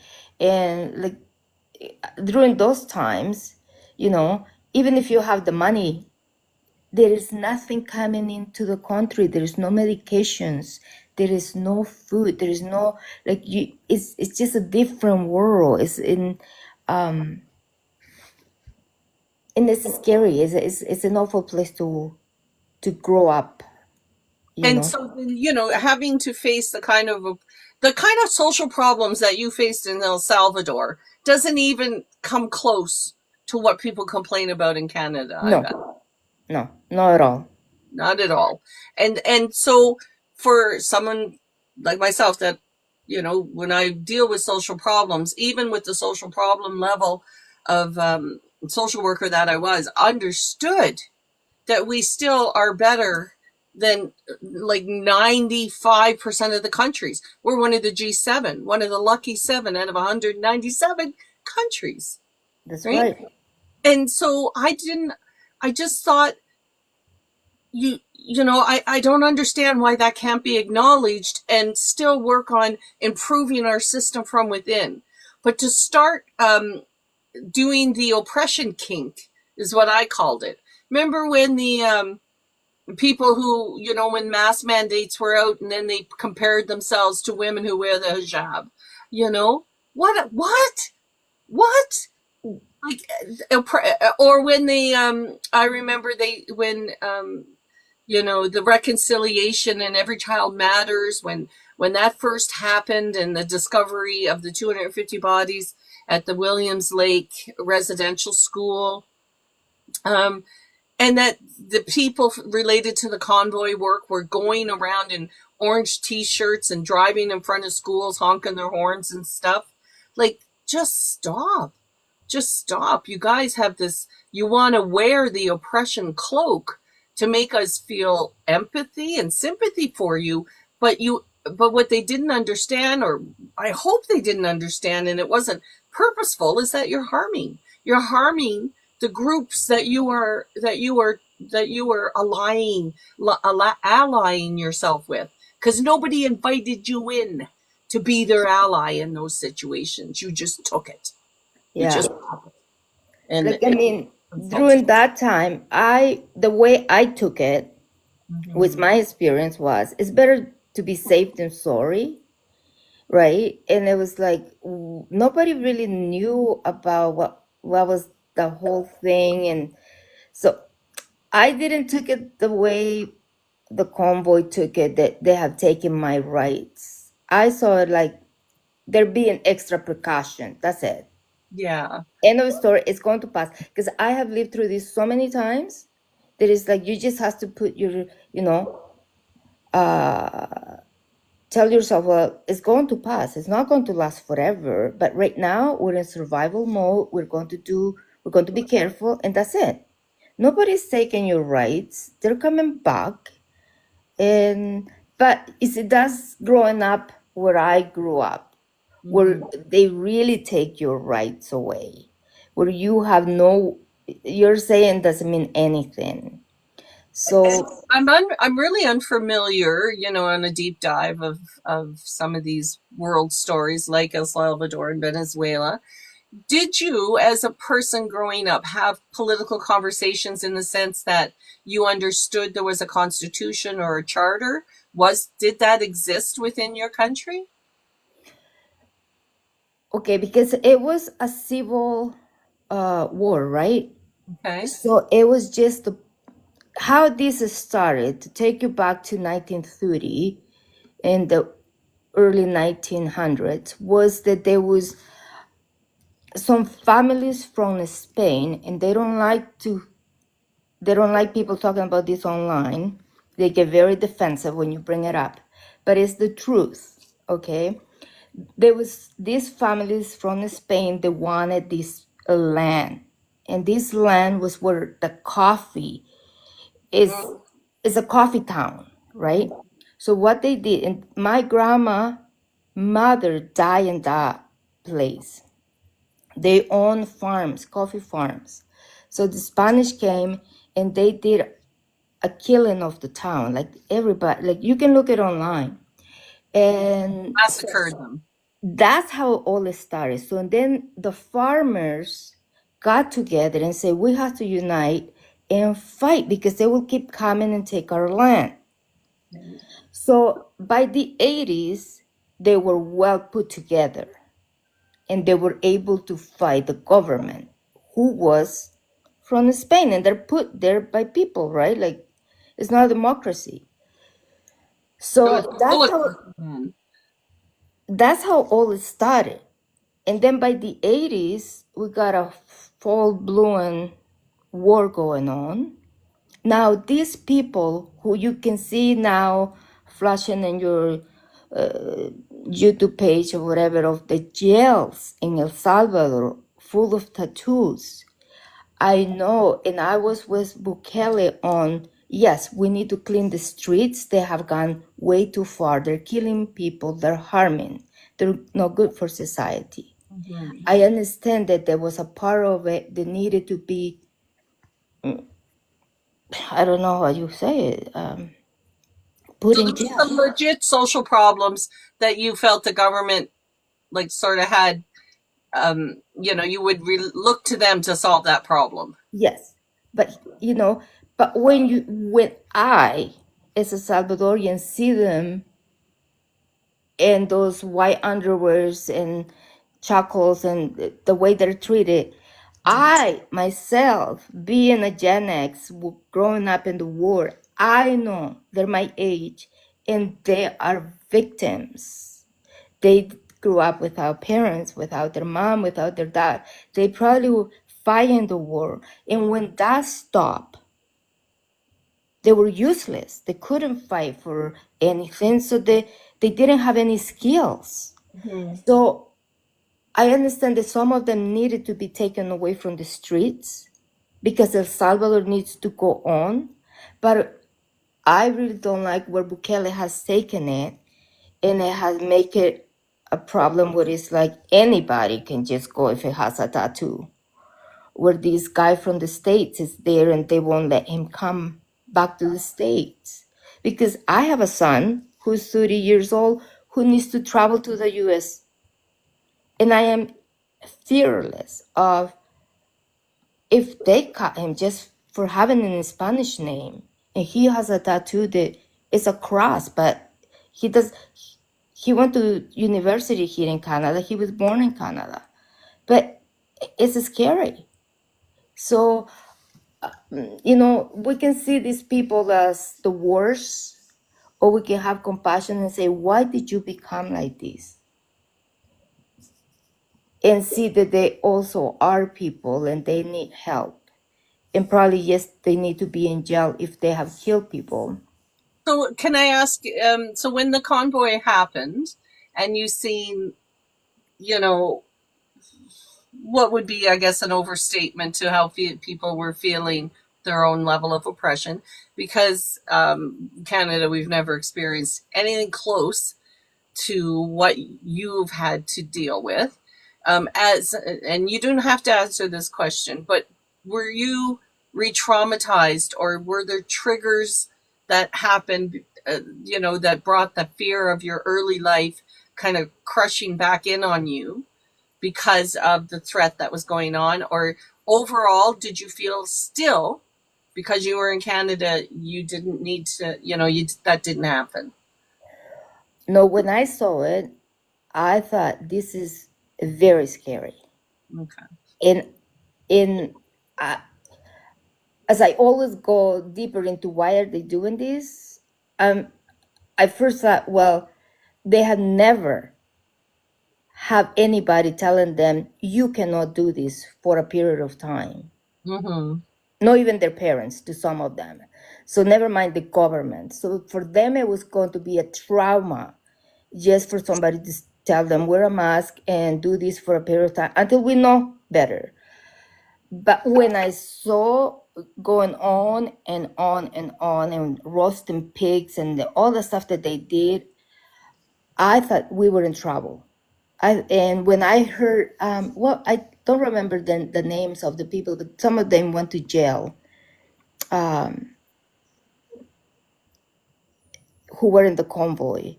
I knew we were in trouble and that was going to cause a division, and it was a deeper problem then. And I thought that some of them didn't even understand what the problem was, what they were creating. Mm-hmm. I think a lot of people, and rightfully so. I mean, the pandemic was one of the scary, like everybody was scared shitless. You were watching what was going on in New York and all the bodies. Oh man, mass graves, all that stuff. People were frightened, and not because of, we knew the government, it was too big of a problem for them to really control. Here in Canada, we still had over 3,000 people die or, lost their lives in the early stages of COVID. And I don't think that, somebody in a response to maybe the threat of your life being taken, being offered a vaccine or masks, I never seen that as a way, as somebody who engages in the offer, as being oppressive to somebody else beside them. What is it about me taking my vaccine or wearing my mask or choosing not to go to a restaurant? What is it about that oppresses you directly? Like I just thought the overstatement and the oppression kink within the convoy movement was the demise, right? Any legitimate complaint they had around policy, first of all, got lost because they showed up at the wrong parliament, right? They should have showed up at the provincial parliament Yes. in Ontario, like, like that. And then, people just, for the most part, it was a good weekend, and it was just an alcohol infused fury of people letting their emotions and their angst towards a government be set free, right? That's what that was. There was just much more productive ways to get their message out there than what happened. It was a sad day. It was a sad day for Canada. Those days were, to me, they were the darkest days that I have lived here in Canada. Was to see that it was. Grace. Yeah, it was. Yeah, the Brownsie Castles had no protest. That was ridiculous. I have been to protests all my life. As a privileged white woman in Canada, I've held many a picket sign. And believe me, as a lefty, I've experienced, failure at a political level. I have never had representation. I have never experienced the win of a federal election because it's always liberal or conservative, and I lean further left. So I'm sort of conditioned to accepting that reality. But in my younger days, when I worked in domestic violence, I would show up in protests. Like in our community, for instance, we had there was a woman so badly beaten with a hammer that she had these two fingers and her thumb amputated, and that person that did that got 6 months in jail. We protested, and as a result of multiple protests, I was involved with the Elizabeth Fry Society here in British Columbia. We successfully were able to convince the government to do what's called a proactive arrest policy.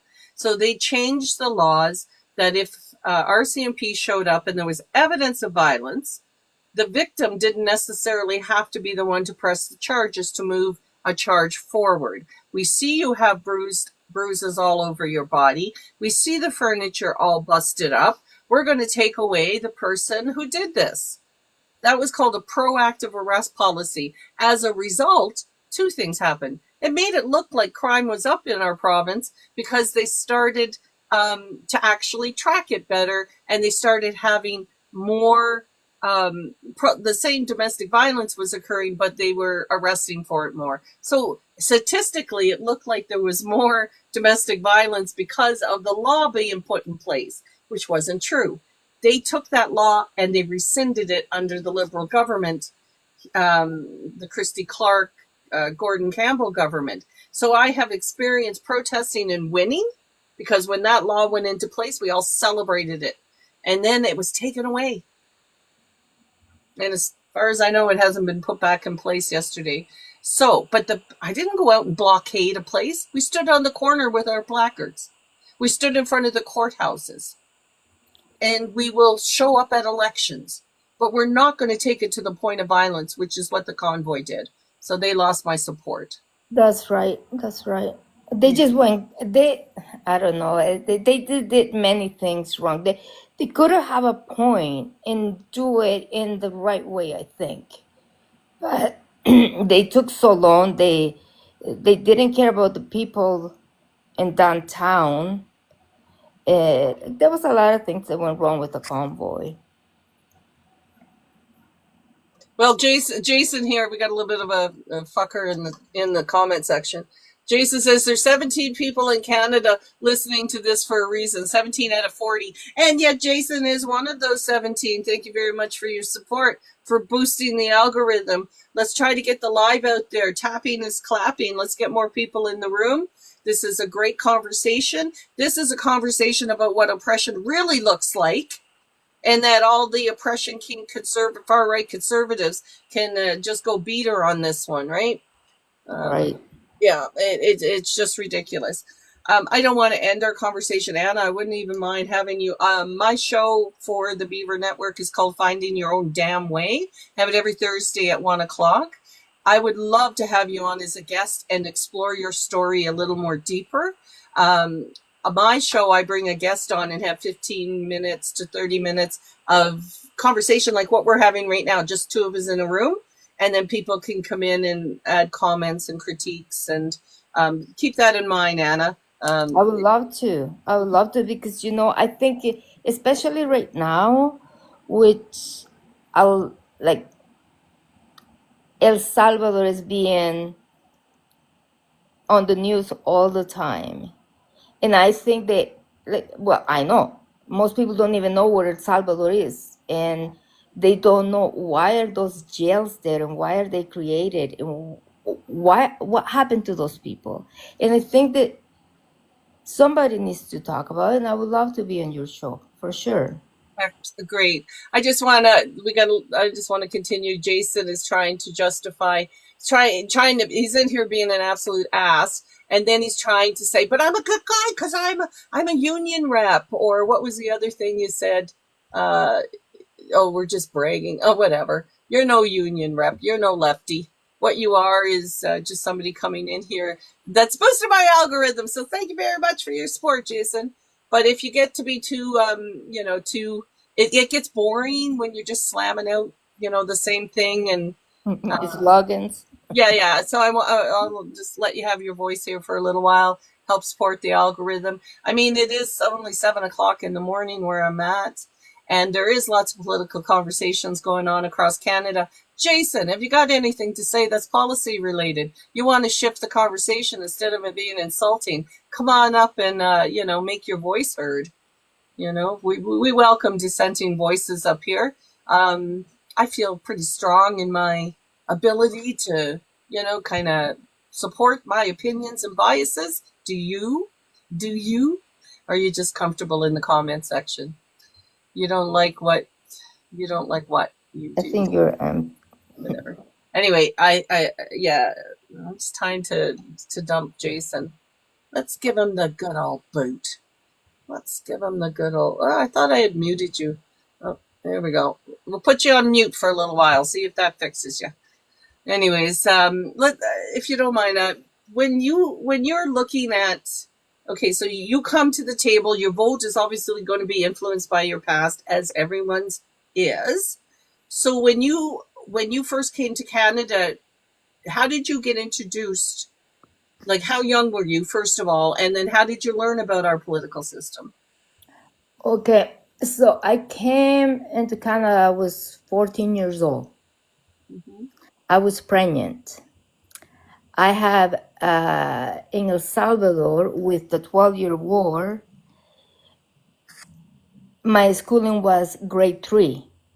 I came to Canada as a 14-year-old pregnant. They put me in grade 9 in a different language. Wow. Talk about stress. No kidding. And from there, I got an apprenticeship to go to college. Like, I was like, now that I'm 50 years old, I look at it and I'm like, wow, I can't believe I did that. Mm-hmm. Like, anybody would have just cracked under the pressure. But I went to college, I did it. And, but at that time, I felt like I was not real. Like I didn't deserve to be there because I had a gap in my education, right? Mm-hmm. So for my early 20s, I didn't want to know anything about politicians. I didn't want to know anything because, I was really depressed. But and then I started to get into it and looking at the problems that we were creating and being a mother. I haven't been part of any political party. I usually vote NDP or Liberal, depending on what they have in their agendas and what I think I would like. That's important at that time of the election. Like, I voted for when Trudeau was talking about the indigenous, to me that was very important. Mm-hmm. So I voted for that. Sometimes I vote NDP. So that's how I go. Part of me is because I never want to give myself to a political party, because I think that I never believe totally in what they say. Mm-hmm. Like me going to meet Carney was, I really want to get close to him and feel his vibes. Is he, because I will feel it. If I don't like him, I will know it and I will feel his energy, and that's what I went for. Did you afford the same thing to Polyev? I would like to. I really would like to, because I think that part of me is like, well, when there was a time where we wanted Jackman to call the election, and there was all the hassle going on a few months back.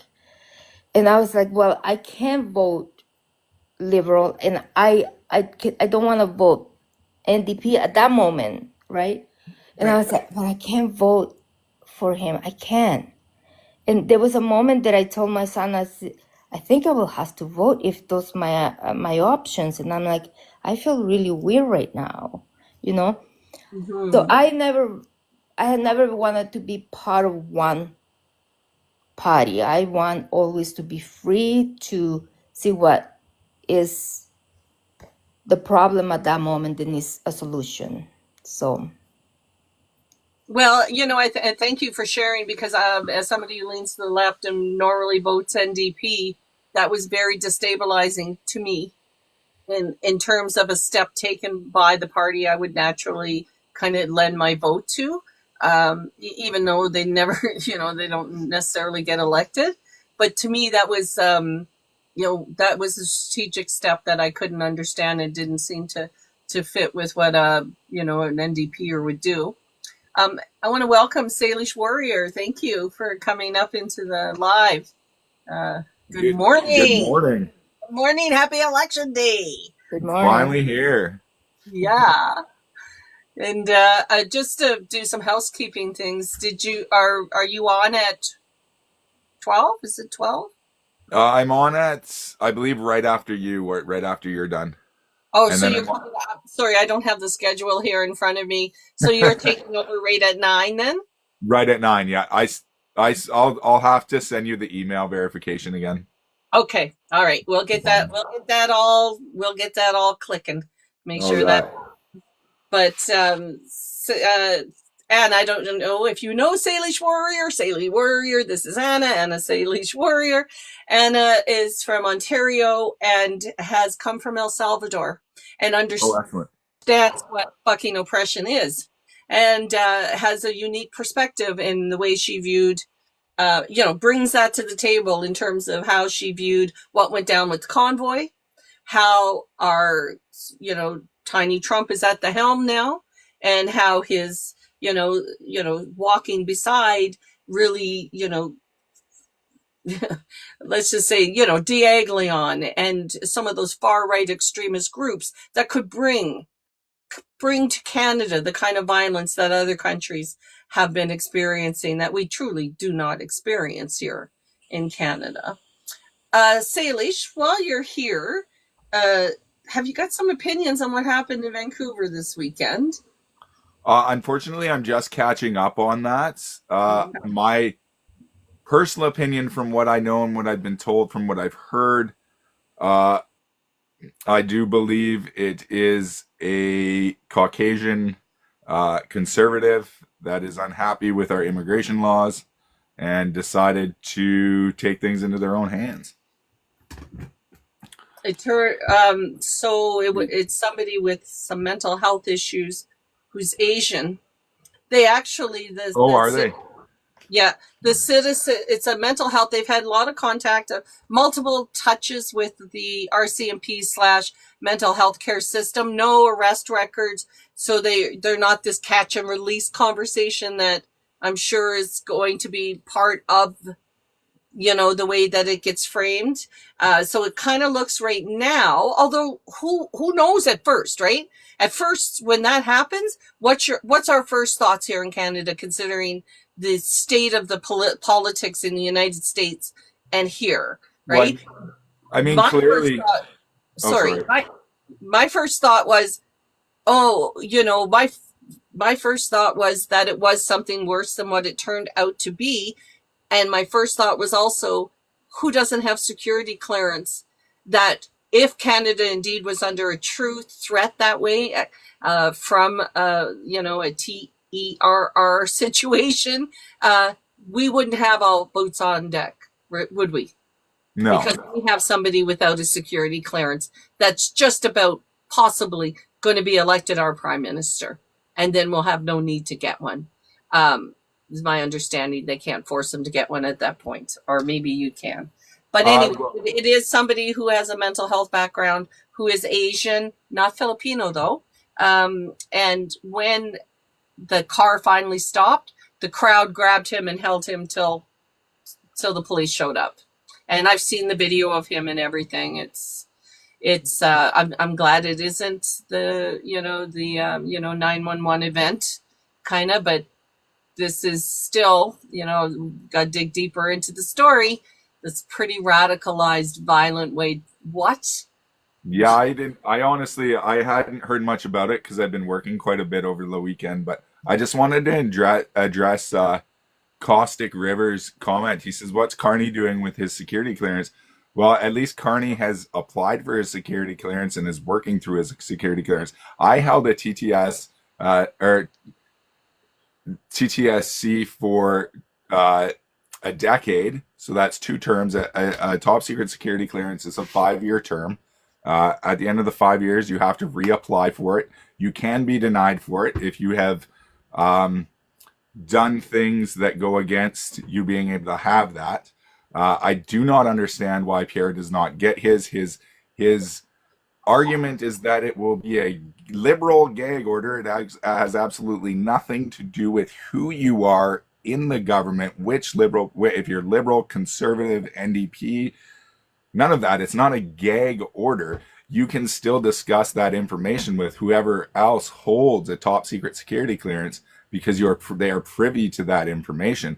And I think there's been a lot of disinformation from a lot of conservatives on the app and around Canada lately on top secret security clearance. And if Pierre Poilievre does get elected as prime minister, he won't have to do that. He'll just have to swear the oath. Okay. That's what I thought, right? So now's your time. Reassure the population. There's conservatives, let's for rough numbers, represent 30% of Canada. Why? And the other 70%, 30% of Canadians think it's okay he didn't get his clearance if they vote for him. But 70% disagree with that. Why can't a conservative satisfy 70% of the population with the security clearance? Why couldn't he do that to reassure other voters, to show that he can cross the line, to prove that he can support what others are thinking?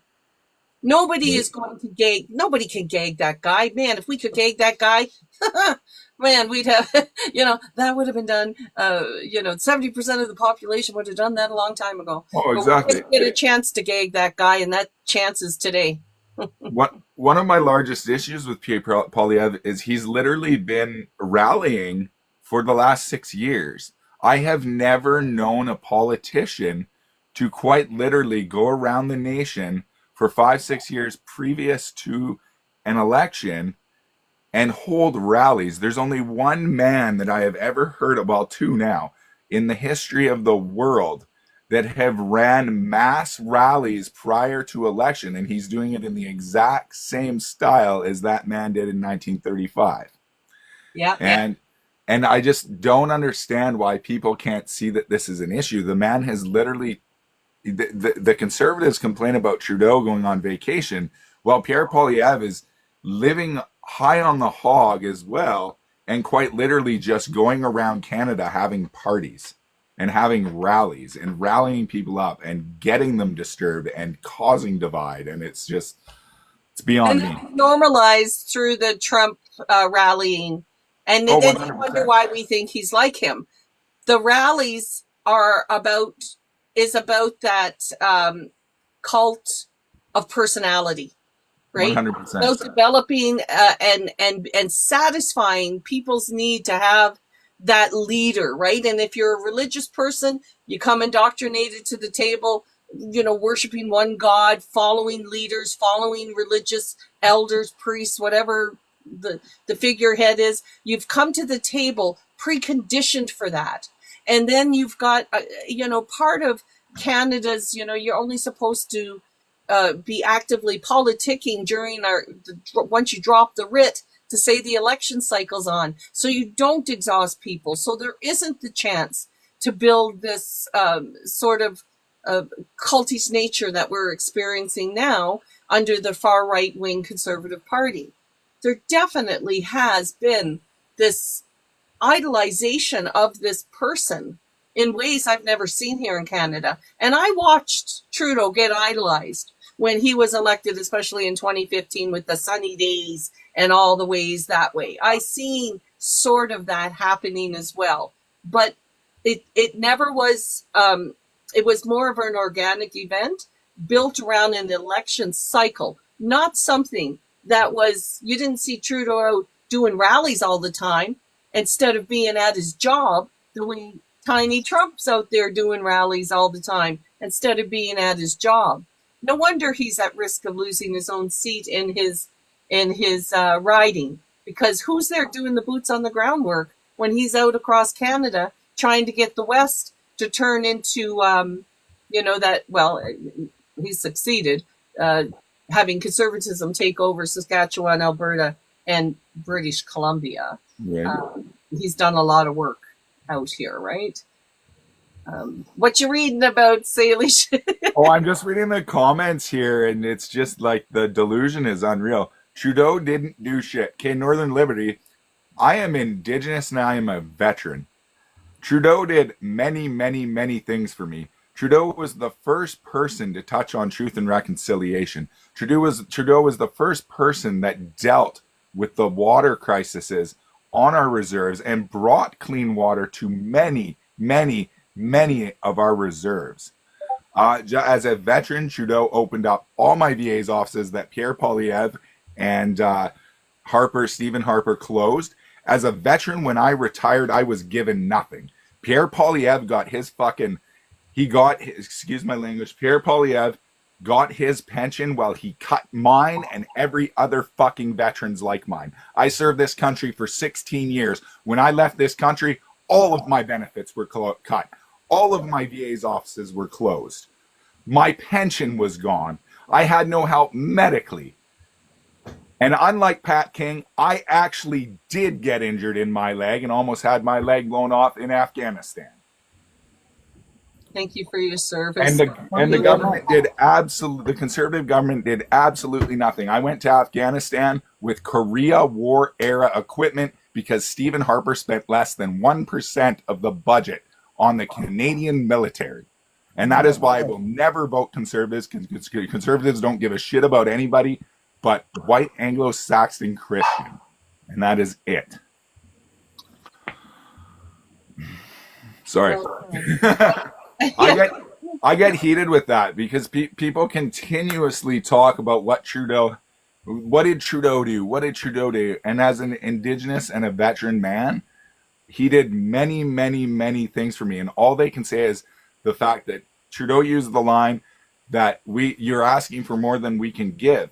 And they don't understand the context of that, nor did they listen past that statement. Right. Sorry. Right. Yeah, well, there was a guest earlier and I asked their age because, a lot of people didn't live through the younger generation today. We got a whole 10 years of Liberal. So if you were like under 18 when Harper was in power, you're less likely to understand this context, right? You're less likely to be able to buy into that the ruination of Canada just happened overnight all of a sudden when a Liberal got elected. Like the simplicity of the slogan approach to conservative politics is what I find quite disturbing because the history matters.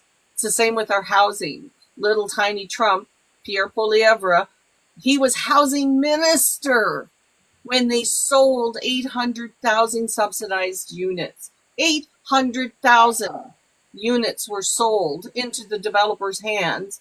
The developers upped the prices on everything, but no conservative will take the responsibility. And the thing is, nobody's asking you to go back and change time. We're asking you to recognize that the foundation of the problem that we're experiencing today was a result of somebody you're asking us to re-elect. And you're unwilling to hear our piece of the argument because you're unwilling to accept the reality of the foundation of the problem. And so I do take, in our town, the Legion's a big entity, has a big presence, right? And so when the Veterans Office was closed down here, and a lot of people moved here because of services through our we're a central hub for the North, right? So really relying on our local Veterans Office and our local Legion, and all of them so harshly impacted under Stephen Harper. We almost lost our Legion altogether, right? Altogether, because there's this fallout. It's not just the one entity. It's all of the connecting entities around the Veterans Affairs that went down, sunk with the ship, so to speak, right? Everybody flailing for $1 under such an important issue. But we're all, so glad when you went to Afghanistan, right? All supportive of you sacrificing all that. And yet when you get back, we can elect a government that's going to do with what Harper did. And now we're asking veterans to take a chance on that again. Just take a chance on it, would you? Yeah. And the good thing is that a lot of us in my age group, you can see us, myself, Ginger Nut, Gabfest. There's many of us on my platform, and we are fully anti-conservative. The majority of veterans in this country and the majority of serving members are not conservative. We are not liberal. We are NDP, Green. We are very left-leaning. That's why we go do and what we do. Or why we go do what we do. We're here to help. We're here to help anyone that is marginalized, the smaller man. We're lions for lambs, and that's exactly what we are. And we would never vote a conservative government because conservative governments do not stand with the people. They stand for themselves and the oligarchy. Mm-hmm. It must have been like such an extra hurt, I think, in watching the convoy do their oppression kink when you've actually seen oppression up front and center, right? Oh, it was mind-boggling that these people were crying my freedoms as they drove freely, unoppressed across the country and partied for 21 days, and they don't know the history of the world. They called Justin Trudeau a dictator and a tyrant. Well, if that were the case, they should look at the history of dictators and tyrants and look into a man named Mao Zedong and what he did when people protested. Their protest lasted about 15 minutes before they quite literally had tanks roll on them and unalive thousands of people. It's just their oppression kink is uncanny. Like it's beyond ridiculous. And I'll be honest, I was a conservative up until 2019. And when the convoy happened and when COVID happened, I saw how, or I wasn't really concerned. I was more centrist, but leaning right. I had a right-leaning mindset. But when I saw how much they didn't actually care about Canadians during the pandemic, it shifted me completely, and I started looking to other things and listening to other groups and other people, and it's just like. It's just mind-boggling how anti-Canadian they are and how anti-anything they are. And then they come out and they say that liberals are name callers and this and that. And all I've seen for the last 6 years is people call us sheep. People call us ignorant. People call us this. People call us the other thing. And they sit there and they name call and they name call and they name call for 5 years. And then they wonder why we go on the defense and we go on the attack. Like, it's just the convoy, I could talk for hours about how disgusted I was in that. For someone that sits on their ass, I respect all truck drivers, or most truck drivers, but you sit on your ass and drive from point A to point B. At no point have you ever fucking fought for my freedom. I am a Canadian Armed Forces veteran. I have never fought for Canadians' freedoms. I upheld your freedom, but I have never fought for your freedom, and neither has anybody else unless you're Indigenous or female in this country, or BIPOC, you have not fought for anyone's rights since 1945. Well, it's fair to say then that you have voted across the spectrum over your lifespan. Oh, my lifespan, I primarily have voted Green and NDP. I have voted Conservative. I voted for Harper in his first term. I didn't vote for him after that. But yeah, I've quite literally, as of last Monday when I voted Liberal in the advance polls, I have quite literally voted for every party except for the Bloc and the PCP. Or the PPC. Mm-hmm. The way we have, as somebody who enjoys democracy and leans to the left, I like that we have multiple party system here in Canada. I think it's important to have dissenting voices have a seat at the table. And I take that to the right-hand side as well. I think we should have more definition within the Conservative Party. So PPC is, they are called the extremist party now. But most of the players are still in the mainstream Conservative Party. They need to break down that party a little bit more so that we have a firmer understanding of the ideology that's driving the politicians. Because right now, the Conservative Party is far from centrist. And even though they have centrist voices amongst them, they're not brave enough to step up and do something about the extremists going on in their party right now. And I hold them accountable for that. Oh, 100%. I'll be back in just 1 second. I'm just going to say goodbye to my partner. She's off to work. Yeah. Join in.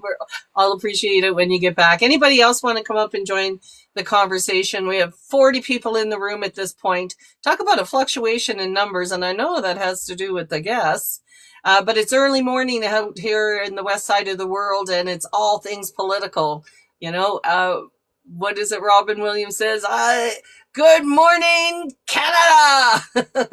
For anybody who's old enough to know the reference. But I love the smell of politics in the morning, so to speak. And I'm so happy to have these conversations this early in the morning. Across Canada, our world is going to change no matter who gets elected.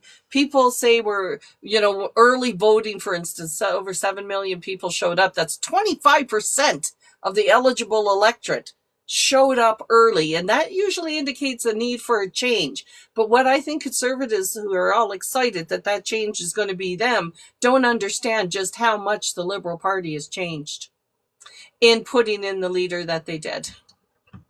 Would you say that's fair, Salish? Or did you hear any of that? Sorry, I missed. Yeah, I'm just saying that, with all the early voting indicate when people show up to early vote, and in this instance, we've had 25% of our electoral electorate do that. It usually reflects a need for change in government. And I know the conservatives are all over this saying, hey, it's going to be them. That's the change. But not understanding that the Liberal administration has changed so much with Mark Carney being put in place. We have some similar players that were being very effective, like at the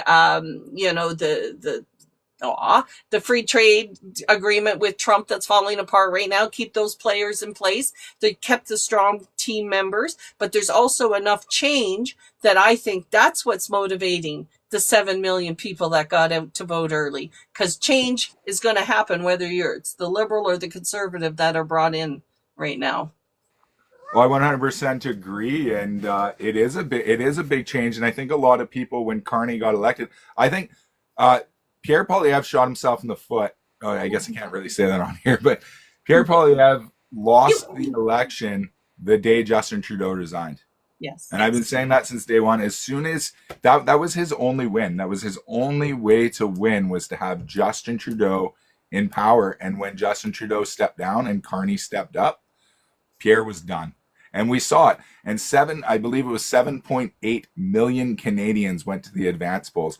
That is up dramatically from the last election. I think there were 3 or 4 million Canadians that voted last year. A lot of people that have never voted are voting this year. And it will bring change. Carney was elected. Carney was elected the same way any other leader of a political party was elected. I personally voted for Mark Carney in the Liberal leadership race, just as many Conservatives voted for Pierre Poilievre in his leadership race.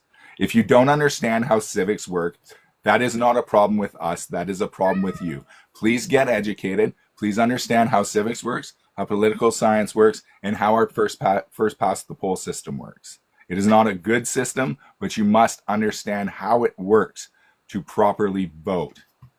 Absolutely. Danielle Smith's another example of a politician rising to power that was not elected. She was not elected within a riding. She was elected by the party to be the leader, but was not elected in a riding. So whoever this Mojo fella is, Mark Carney was not elected in a riding. You are correct. But our parliamentary system gives opportunity to remedy that. So if he becomes elected as the prime minister, he does have to have, he will want to have that riding seat, right? A by-election will happen, or he'll be if he doesn't win in his own riding that he's running in, there'll be an opportunity to remedy that situation. We've actually had a prime minister, was it Kim Campbell, when she was who was it? I use Kim Campbell all the time as a example. Yeah, there has been other examples of like the situation that Mark Carney's in, but people don't understand civics. They don't understand that, the leadership was what was elected here. Yes, he's running in a riding though, and he will be officially elected if he wins. But let's have a look at what happens if little tiny Trump doesn't win. And there's conversation that he might not win his own riding this time after 12 years of winning it repeatedly. So if he's out of his riding, does he still officially get to be the leader of the Conservative Party? What are you going to do in that situation there, Mojo? What are you going to do? You're going to walk away and say he's illegitimate because he didn't win his own riding when the electorate within the Conservative Party voted him in? So 100%. Yeah. Right? Like, and there's huge talk that he is losing his riding. He has no support in his riding right now because of strategic voting. And I think this is the first time in Canadian history, in our voting history, that we are fully pushing and we are fully strategically voting. I myself am strategic. This was my first Liberal vote ever cast in my life because I had to vote strategically. I could not personally allow a Conservative government to win. In my riding, strategic voting wouldn't work because and then the day that I looked up our riding, smartvoting.ca, by the way, is where you go to find out. You just type in your postal code and it'll tell you who's likely to win and at what percentage. So in my riding, we had a 70% estimate for Conservatives to win, which is the story for the last 50 years here. So forever here. So we have 70%. So that means that the other left-leaning parties, Liberals, NDP, Greens, Independents, they're all sharing less than 30% of the pocket, right? Mm-hmm. So strategic voting won't work. It won't work. Even if all of us got together and gave the Liberals our votes, it would not have resulted in overturning a Conservative a Conservative being elected. So I just stuck with my ideology in my heart and gave it to the NDP when I voted. If the Liberals and the Conservatives were neck and neck in my riding, it would have been the first time voting Liberal. I did consider it. And this is what I think is important about what you said. It's the very first time that I have seen this large of a conversation around strategic voting and this many Canadians taking the time to understand what strategic voting is. Oh, 100%. And thanks to people like JB Poli-Sci and what he's doing. And I mean, JB has been full on hard NDP for a long time, and he pushed the strategic vote. And I think he got a lot of people on board with his influence. Yeah. I just wanted to address one comment here. And it's, let me just come to the name here. Can we not? You state that I was always liberal, and that's a common myth in Canada. People think that you're either liberal or you're conservative. We, in Canada, up until Donald Trump, we have never seen this where it's two sides pitted against each other. And this influence is beyond me, because I have voted every which way in my life. I have voted Liberal, Conservative, NEP, Green Party, Marijuana Party of Canada. Like, there are so many parties, and we are not a two-party system. And I hold zero allegiance to any party. I vote who best supports my interests. I voted for Gloria Morgan in my riding because she is Indigenous. She was a chief. She was RCMP. She was a lawyer. So she aligns 100% with me. She is a matriarch. Uh, and that's why I voted for her at that time. I usually vote for Green Party because I align more with Elizabeth May and her policies when it comes to um, green policies and saving our planet. Because that's another thing I don't understand with conservatives is this hardcore kink to destroy everything that we have and become consumer locusts like the United States. Yes. Consumer locusts. I like that. I like that. Lori, welcome to the conversation. Thanks Hi. for coming up into the box. What would you No like to problem. share with us? And happy Well, election day. yes, happy election day. I just wanted to say, from the perspective of the National Capital Region, most people know I live in Gatineau. I live very close to Parliament buildings, actually, right beside the Ottawa River. My little town is the closest one to Ottawa. And it's a beautiful, beautiful day here. Everyone should be out voting. I fully expect that Mark Carney is going to take it. Yes, please, those of you who haven't voted, get out. I actually was working hard on Facebook. I have a lot of cousins in all over. I have a cousin in New Zealand. I have got many cousins in London, Ontario, where my dad grew up. And I was just pushing them to vote, vote, vote. So while you fantastic people were out here, out on this platform, pushing everyone to vote, I was doing my little bit on Facebook. And actually, I saw a few results because people that I didn't think were liberal came out in support of the comments I made. And I've seen some wonderful articles by people like Arlene Dickinson, who's a real true Canadian, and gotten so much support from that. I also want to thank Salish again for what he did for our country. I worked for 25 years for the government, 15 years supporting the military, 5 for the Air Force, 10 for the Army. And you have no idea how much respect I have for our military personnel. I worked all during the Afghanistan war. A large part of it was spent buying light armored vehicles, which we sent to Afghanistan. I had staff who were buying them, looking after their repairs, getting parts for them. We worked for a London, Ontario. We worked with a London, Ontario company, General Dynamics of Canada, whose head office is in the US. However, it's a huge Canadian company. We also set up a branch in Edmonton, where I was lucky enough to go.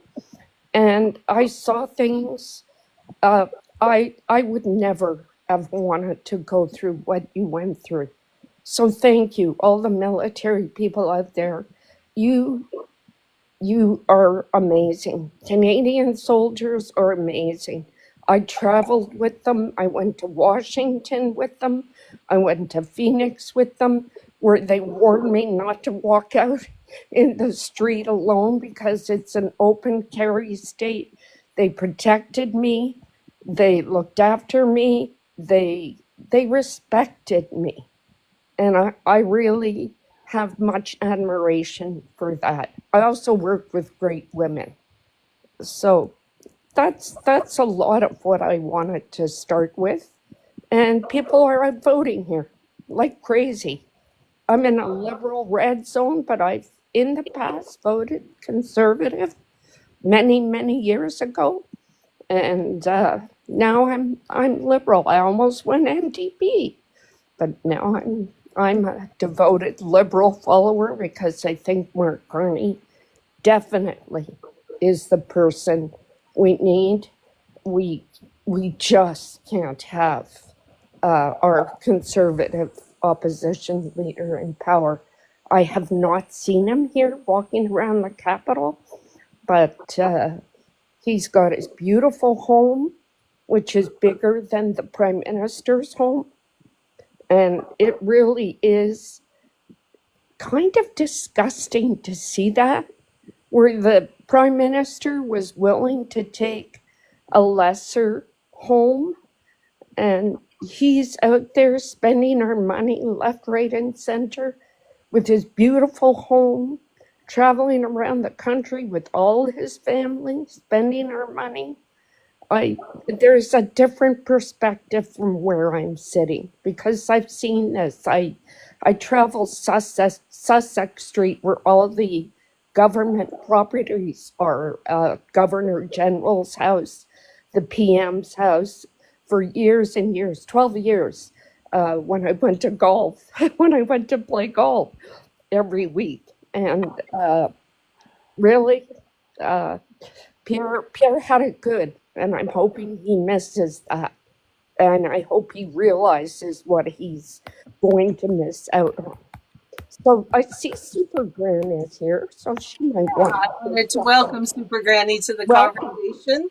I don't know if I've ever had you up in one of my lives, Super Granny, but I do appreciate your voice in our rooms. And I just, if you don't mind, want to do the shameless plug for the Beaver Network, which is what is sponsoring everybody to be here today. We do have some gift goals up above and subscription goals down below. We're on YouTube, which is totally free to join.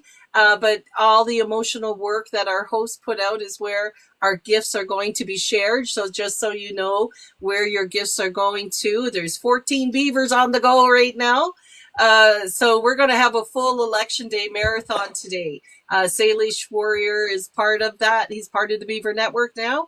I'm going to put a plug for your show in the title, Echoes of Duty.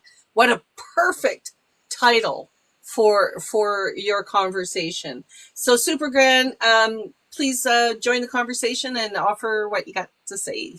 Yes, I don't think I've been in your live, but I've followed it. I have been in Salish's room many times. I'm sure he doesn't remember though, because it's a while ago. I was married to a pilot for 32 years. We traveled all over the world. I'm very pro-military, and they die for me, I die for them. That's how I feel. Obviously, I loathed Harper, even though I had voted for him. I like Salish, I voted Liberal most of my life, and then Conservative, and then NDP, and then back to Liberal. So, like, Canadians are all over the clock. Like, if you remember, we just gave the Progressive Conservatives 3 seats. 3 seats. Can you imagine that happening in the United States?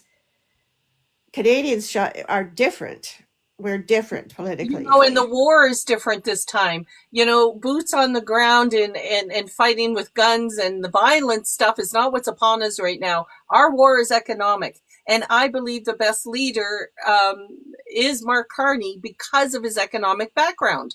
Does that not make sense? And when you look at what the Conservatives, they don't even respect sort of like what would be traditional war because of the way that they underfunded the military.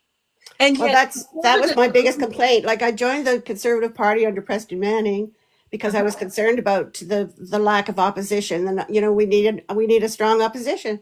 Yes. So I was determined to rebuild the Progressive Conservative Party. And I did my homework. I went to see Preston Manning. He came to St. Lawrence College in Kingston, and I went to see him. And I found him to be a very good man with a great sense of humor and charming. And I really, really liked him. And but we couldn't get him across the border, right? and then I supported Stockwell Day. I did not like Stockwell Day. He was obviously just this young, charismatic, handsome guy, but he had no substance whatsoever. And he was too young. He was too inexperienced. He'd never held office, you know. He was just put up there to win the women's vote, I think.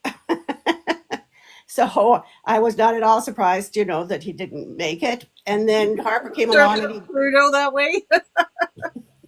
then Harper came along, and I fell for his BS. I met him too, and I just didn't have a good vibe about him at all. So when that was over, I quit.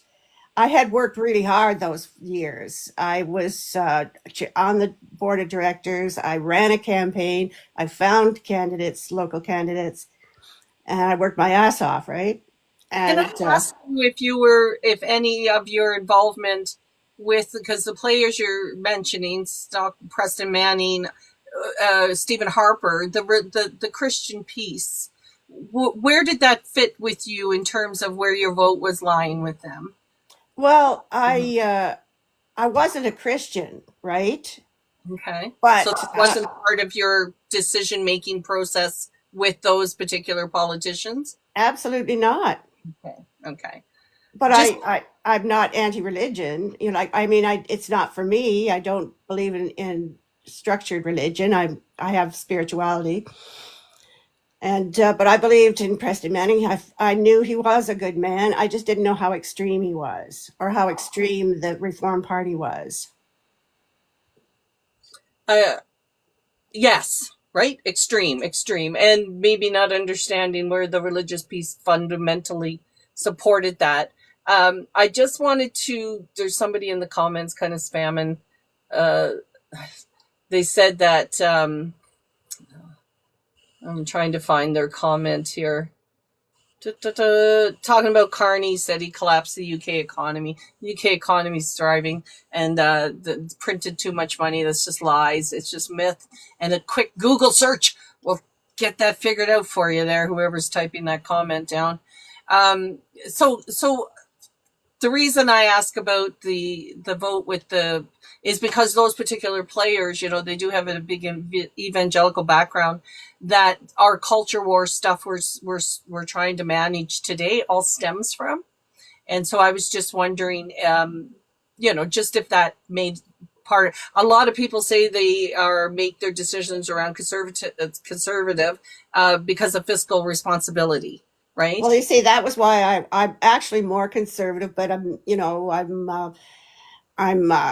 the old PC kind of conservative, and I believe in strong military. And of course, the military had been dwindling year after year after year, and I believed in fiscal responsibility. Well, then Harper didn't do either of those. He spent less than 1% of our GDP on the military, and he just blew the budget as soon as he got in. He was awful, absolutely awful. Mm-hmm. You had a lot of money to work with too, eh? Yeah, he sure did. He sure did.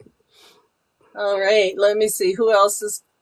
Feral Canadian wants to come up. Let's introduce another guest. Feral Canadian, good morning. Happy Election Day. What's your burning thoughts? I just voted. You just voted? Yeah. And was it a big lineup, or did you? No, it was like I was in and I was out. Oh, is this Smarshy? Yep. Oh, you changed your name so much. I didn't know who you were. Well, so you just came back from the voting station. That's great. Thank you for getting out there and doing your civic duty today. I voted for everybody. Let's talk about civic duty. Salish, do you have any, or anybody who wants to talk about, there's different conversation about how we incentivize people to get out and vote, right? You get a tax break, for instance, if you end up voting, is one way to do it. That can be contextualized in amongst, buying votes. But I don't see it that way. I see it as an incentive. And in some places like Australia, I believe, like if you don't vote, then it works against you. on your Yeah, tax. you actually get fined in Australia. It's mandatory to vote, and if you don't vote, you can be fined up to $2,500 for not voting. It's my personal Wow. opinion that if you don't vote, you don't have a voice, and if you don't vote Exactly. and you Oh, thank complain you, about Lori. Smarshy, can I please? Thank you. Uh, if you don't vote, you don't have a voice in how our country is run. Is my personal opinion. It has always been that opinion, because you are giving up your right to complain when you don't vote, and that's what I always push. Vote so your voice can be heard, because you don't have a voice if you don't vote, and I don't care what your opinions are on politics if you don't vote. And the other thing is, they get Absolutely. the day off. They get the day off in Australia, and they party all day. Yeah. Well, your employer legally has to give you 2 hours off to vote, paid time off to go vote during election time in Canada. Isn't it I, 4 hours? Yes, 4 hours. 4 hours. Yeah. and I voted today because I couldn't vote on the weekend, the Easter weekend. That was actually a very poor. It was poor judgment on their part because a lot of people had to travel out of town. Right. I went to visit my kids, so I couldn't vote those 3 days. I never thought about I that. would Go I ahead. would never I would never vote for a man who doesn't get a security clearance. So of course I voted Liberal for the first time in my life. Wow. And I agree with Salish. I have the same thing. No voice, no vote, no voice. And it's not rude. It just means that you chose not to vote. And a no vote is no voice. I think You it vote for depends on the person. I will give a lot of leeway on that because nobody's born with information about our political systems, right? And there are many people that grow up, they don't come into contact with this information, and then suddenly, they find out about it in their Twitch rooms, or they find out about it in their gaming rooms, and they don't get. I know they still teach some basic civics in school. I know that, but for some reason, people seem to be graduating without a basic understanding of civics in our country. So I love being able to, meet somebody and to give them an opportunity to learn. But once you learn and then you walk away, that's when I start having sort of my judgment will come into play at that point, right? Well, yeah. If you know and you're just not voting because you don't like any of the candidates and you can't vote, I agree. That's when that whole no voice, no vote thing comes into play. I guess I can agree with that much. Yeah, I mean, it has its levels and it has its place. Man, the live's getting busy here with people wanting to come up. Who's the guest? Does anybody know who Connor is? Nope. No. Hey, Connor, we're going to bring you up. Just a little caveat, because we're bringing in people we don't really know, or I am. We have had some pretty horrible experiences with people just starting blurting out really racist comments and stuff. So I'll try to be as quick on my trigger finger as possible. But Connor, welcome to the conversation. Yo. What have you got anything to add to our conversation in terms of who you're voting for or what's important to you that way? I just think, I don't know, like right now I'm on like the Pierre side right now, to be honest. No, like I don't have no disrespect towards people who are voting liberal or none of that. I just think Pierre's better for us. I think we need a change. Because with the liberals, it was just a mess. For 10 years of this country, it was just a mess. So I just think what part of it did you personally experience as messy? Just like how groceries went up, it was like terrible, like, and like housing crisis too, and crime, like. But none of those things are from the federal government. Isn't like because like they print money now? Housing is not federally controlled; it is provincially controlled, and the price of your goods and your groceries are not federally controlled. Those are corporations that are controlling that. If you're upset about the price about the groceries, be upset about global inflation, because it is global inflation that is bringing this up. Not like people don't understand this. And the other issue is people like Galen Weston are choosing to gouge us. It is not the federal government that's doing that. No, it's absolutely not. I think that if people understood where to lay the blame with their personal problems. Like Connor's right. I mean, everybody's experiencing the grocery thing. Everybody's experiencing the housing. These food and shelter crises become an existential threat to us. But understanding that the federal government doesn't set grocery prices, doesn't set, like, these are provincial jurisdictions. Both governments could work together to regulate these corporations, by the way. That's the left-leaning side of me. You get together and maybe put in a national grocery chain so that everybody can make sure they got eggs and milk and bread, that everybody can survive the basic food needs. You put in a housing system so that everybody can have a basic housing system. This is what voting or leaning to the left looks like. But when you're voting for this is a federal election, and you're basing your vote on provincial jurisdiction policy. This is this the first time kind of understanding that, Connor, or are you even willing to hear that message in this moment today? If you come back, you've probably got a phone call or something. Yeah. I And hope I, you're I, on the side listening to the feedback, because it's not everybody. Nobody's born with information about the jurisdictions in our political system. These are learning rooms right now. This is right. where you can come and pick up tidbits of information, sit with that information, go research it yourself, and then you'll adopt or some new learning acceptance. Can y'all hear me? Sure. Yeah. Go ahead, Connor. Yeah, I just think Mark Carney, like, he doesn't, like, he cares more about, like, international, like, priorities instead of, like, local economic struggles. Like, he'll rather, like, care about, like, international, like, regulations, like financial regulations and international standards and, like, climate goals versus, like, actually Canada. Like, he's gonna put international business over Canada, if you know what I'm trying to say. No. No, but federal government, that's their role. The federal government is our blanket umbrella to deal with international things, to deal with the military. There's a very big distinction between provincial and federal jurisdiction.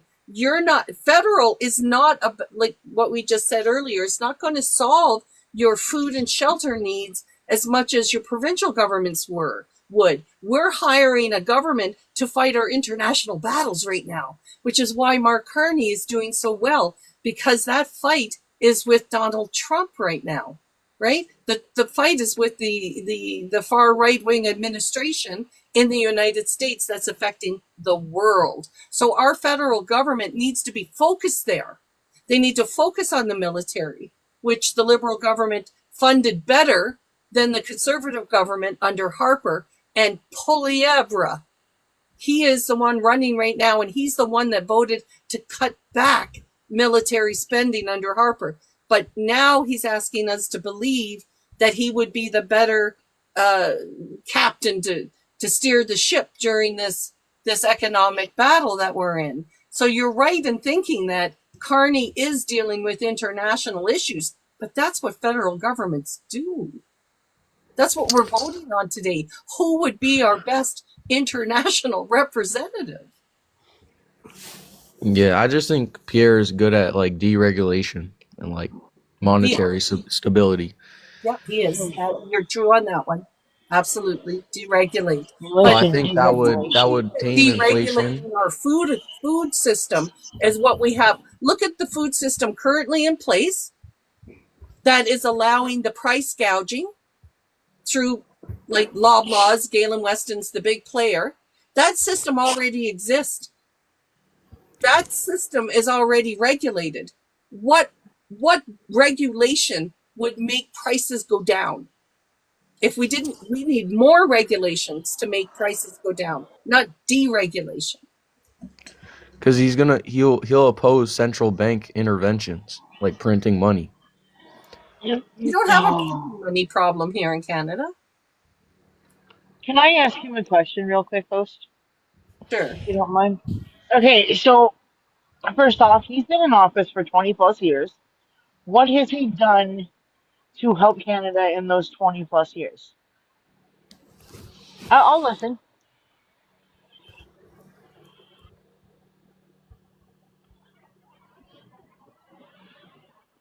Connor? And Yeah, Poilievre's yeah. been a 20 plus year politician. What has he actually done that benefits Canadians? He's got Like, 20 to look like, at. what do you mean? Like, in terms of what? So in What terms of his voting history and legislation that what would did he do? regulate, What give did he an do? example of Yeah, He's what? advocated for lower taxes and financial responsibility. No, he didn't. Actually, he voted for Yeah, higher he did taxes. when he was Minister of Democratic Reform. Okay, so you're gonna tell me that a they 20-year plus politician who has had two bills go to Supreme Court, but those two bills get turned down because of the fact that they're unconstitutional in Canada is the best option to run our country. I mean, yeah, he was a supporter of Okay. tax-free savings accounts. Again, he was not. He voted against that. So these voting Yeah, he was records part are of on file he was on part of the TFSA. the Okay. voting records are on file if you want to look them up. But in 20 years, every MP, their job, whether you're in opposition or not, your job is to go make legislation. When you're not actively in Parliament, you go back to your riding, you listen to your constituents, and you make legislation to satisfy, fixing their problems. Can you tell me one piece of legislation, because you're voting for this guy, one piece that has motivated you to say, hey, he did the right thing, and now we have legislation to guide us?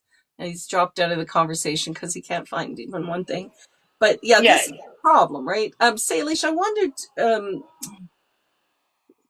when he voted to when he was the Minister for Democracy here in Canada, one of the things he did and put forward as a piece of legislation, so Connor, if you're still listening, Tiny Trump, Pierre Poilievre, put forward a piece of legislation that would stop people who were out of country from voting, which would affect the military in big, big ways, right? Who were out of our country. He wanted to shift people's and make it harder. He was doing gerrymandering, election interference. He put forward legislation. He put forward a bill to try and restrict people's ability to vote if you were at a country. Donald Sutherland was a big pushback voice at that time.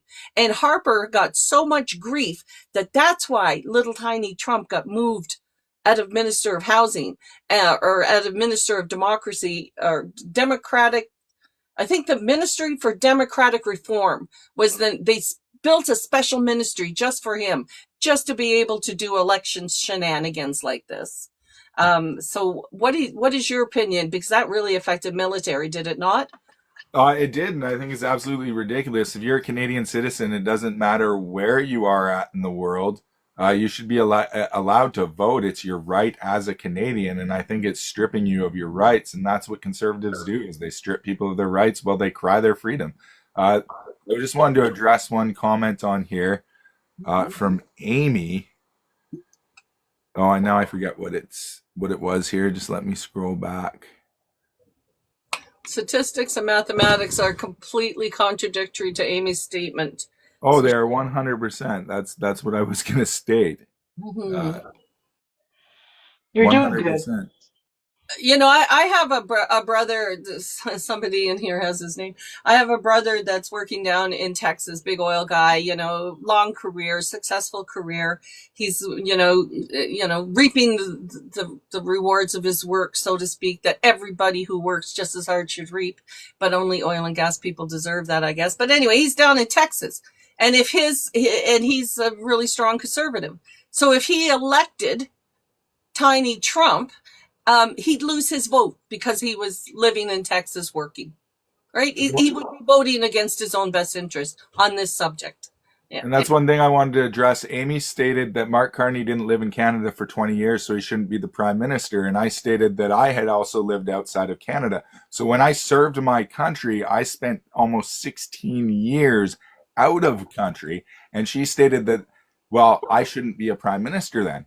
I quite literally was serving my country. I was spending my time on foreign soil serving my country. But because I was out of country for almost 2 decades, I shouldn't run for office. I think that's bogus and that's ridiculous. If anybody should run for office, it should be someone like myself, a common man, a common person out there actually doing things for our country. What do you Can I think, say something? Connor? Did you know that Poilievre had moved forward with that legislation? What legislation? So when he was in power under Harper, he was the Minister for Democratic Reform, and he tried to move forward with a piece of legislation that if you were a Canadian citizen out of country, because you yourself and then people in the comments are mentioning Carney lived out of country for so long, that they would not have the right to vote. This would affect the military. This would affect people like I brought in my brother who's working down in Texas, wouldn't be allowed to vote in our Canadian election because they had left the country. And Tiny Trump, I call him Tiny Trump, he put that legislation forward. What do you think of that? I don't know. It's just, I think we need to, I think he's just the better option, though. At the end of the day, he's the better option, regardless of that Regardless. thing, because he's going to can't lower answer, taxes. Connor. Simply You put. can't answer that question. You can't answer it. I mean, just look at Can who's you the better answer? option. Can you though, for answer her Canada. question? Can you answer? Can you answer her question? What's her question? What's her question? What's her question? Okay, let her repeat it.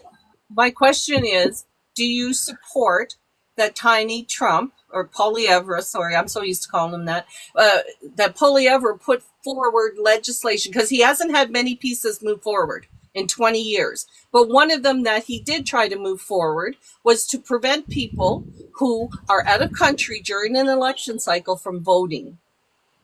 No, I don't support that, but I do support some of his stuff that he says, and I think that he's the better option for Canada Okay, overall. but so he's out there talking about grocery prices. He's out there talking about pipelines. He's out there that the Liberal government didn't build pipelines. There's another big lie. I live in part of the world where we have a gas pipeline now going to, because I live in British Columbia, and 2 really big pipelines have recently gone through under the Liberal administration, and there's actually 9 pipelines currently being built in Canada. But the conversation, if you listen to somebody voting Conservative, is that doesn't happen. So, but it is happening. I live in the world right beside where the pipeline's being built. So I know that these things are true because of my lived experience. But when I hear a Conservative come on and say that, the Liberals haven't built pipelines, it's a lie. It's an outright lie. So when I glitched out, we were talking about what Pierre has done for Canadians Yeah. in You 24 still years. didn't answer you didn't answer the question I asked you. So I'll ask I it did. again. I actually I said he advocated for lower taxes. Yeah, for the And rich. he's That's also that.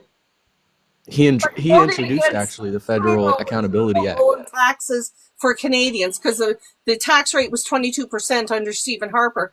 Trudeau has lowered it 1.5%, and Pierre Poilievre voted against doing that. How do Our you country was thriving under Stephen Harper. Oh my Dude, you God! weren't even fucking alive, bud. Oh my You God! weren't even alive. You were a You're what, fetus. 20? How old are you?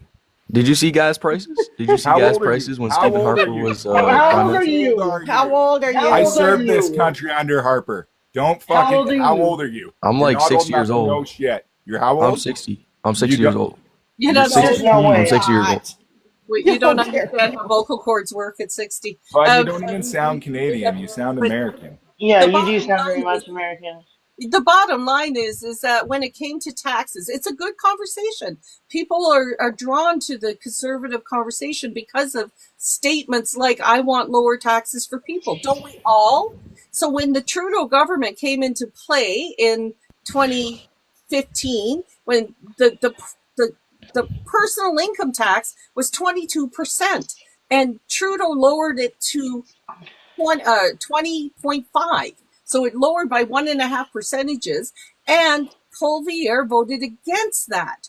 Those are Yes. records you can easily look up. So you're Okay. saying here that he's for lower taxes, but he voted against it. So how Yes. do you square? Just Okay, look I at was just trying to. You guys asked me a one question. conversation. How do you square the circle on the way Polyev voted compared to the statements he's making? You guys asked me a question earlier. I'm trying to stay on that. Where you All guys right. were asking me what Okay. Pierre's done Okay, for so I can Canada. tell you what Pierre's done in 20 Let years. Connor answer the earlier question, Smarty. Go ahead. Well, I've been trying to. I can He give introduced the Federal Accountability Act. Do you guys know what that is? Federal Accountability Oh Act. my god. I'm going to look it up right now. You know what it was designed for? Accountability? It was to make government spending more transparent and ethical. That's really funny because he spends more money in his GCP government spends more money in a year than Liberals, NDP, the Bloc, and Green Party have in 5 years. That's hilarious. I'm trying to list out all the things Pierre's done. If Okay. Oh my he's god, also puppy! he's Can opposed I bills say that threaten something? free speech Can I and say? privacy. Okay, Connor, go ahead. He's opposed bills that threaten free speech and privacy. All right. So here's the bill that you're talking about. I've looked it up. C11 and C18. Hold on, Connor. Let her read it. Okay, so I'm looking up the Federal Accountability Act. There's some things that are key provisions here: conflict of interest provision, election financing provisions, lobbying. Okay, so let's just look at this one piece. Implement a 5-year ban on lobbying by former ministers, senior public servants, and their aides. Who are the big lobbyists? Byrne is one of them. She's a lobbyist for Loblaws. Did you know Yes. that there's a sitting Poilievre's right-hand person is Burns. What's her first name? Linda Burns? Jenny. Jenny Burns, who's running his campaign, by the way, is a lobbyist and fights for Galen Weston and Loblaws. Okay? That's who sits beside and runs the campaign for Poilievre. And the other person is she's a lesbian woman with Melissa. Lansman. Melissa. Right. I'm good with names. Also a lobbyist. So here he is breaking the Federal Accountability Act, which he put in. So that was a quick 2-minute Google search to come up with something to kind of push back on what you're saying. And to the table. And you're talking about C11 and C18. Do you know what that bill actually is? Because I can tell you without looking it up. C11 and C18. That was in 2015 though. No, but you're talking about free speech, and you mentioned C11 and C18. What C11 and C18 is what they are exactly is to protect the intellectual property of Canadian content creators. There's no public record that Pierre Poilievre, like he was never registered a lobbyist. There's no public record. I just read the act to you that said for the minister themselves, public servants, and their aides. So their aides. I'm talking the people I just talked about would be Poilievre's aides. So I'm sure there's a million ways to talk around legislation, but he would have had to register though. Breaking the spirit of the legislation himself. Even if you can find loopholes in that legislation, he is breaking the spirit of that legislation. Consulting is not lobbying. Consulting is not lobbying. Really? He has been the only MP? Working as an advisor in the private sector is different from legally lobbying politicians. Okay, Connor. They're politicians. I have a mutual on here that Salish knows, I believe. You know Star, right? Salish? They went to Poilievre's protest. And they were talking about there's more than 2 genders. You know what happened to them? They got escorted out because he didn't want to hear the truth. That's that's silencing someone's freedom of expression. That's not saving it. He only has freedom of expression, and he's only got slogans, and he's got nothing else other than that. So please tell me what he has done in his 20 plus years. Okay, He has spent 99% of his career serving Canadians in Parliament. okay, can I circle back to the lobbyist thing? Scott Reid, who's an MP here in the National Capital Region, is a vice president of Giant Tiger. He inherited it from his family. So he's very much part of that group of lobbying, making sure that their companies are front and center and get good prices and deals for food. My dad actually, and I've said this before, worked for George Weston. That was his first job. He was an accountant, and those were in the days where it was a very small company. But now it's just gotten out of control.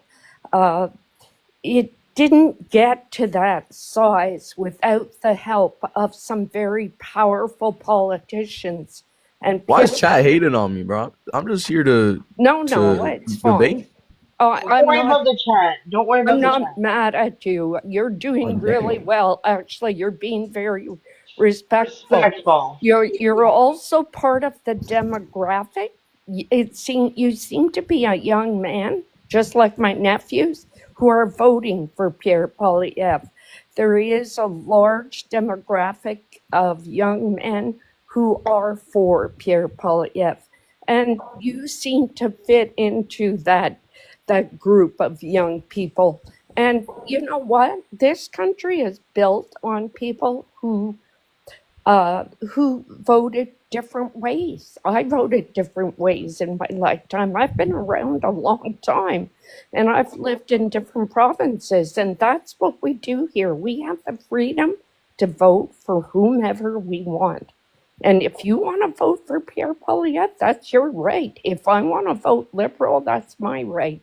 I just feel that in this election, there's been a big push against Liberals and a lot of pushback against us to exercising our rights. And that's what frustrates me. I get called all kinds of names. I get called old, stupid, dumb. I mean, there's the names I get called are really frustrating because I'm not out there doing that. I don't call conservatives names. I don't. It's just not the way I was raised. I'm a boomer, and that's another thing that works against me. But don't you think my experience and time worked, 46 years, has given me a lot of background to be able to do this? Are you back? Okay. Yeah. Anyway, I just wanted to say that I know sometimes I circle around a bit too, but I just wanted to point out that there's a lot of people in Poilievre's group that have maybe some different backgrounds and different reasons, raison d'etre, for being there, and it worries me. Can I? Go ahead. I'm done. Super Grand, do you want to say something? Yes, please. I would. The thing that concerned me most was as I began to know the Reform Party better and better over the 7 years I was with them, was their religious zealotry. I realized that every single MP that was coming in from the Reform Party was anti-abortionist. I know I'm not supposed to say that, but I'm going to say it because it's got to be said flat out. Yeah, I agree with you. And Okay. Well, you guys were talking about how Pierre's a lobbyist, right? No. Ironically, Trudeau's own government has been full of real registered lobbyists.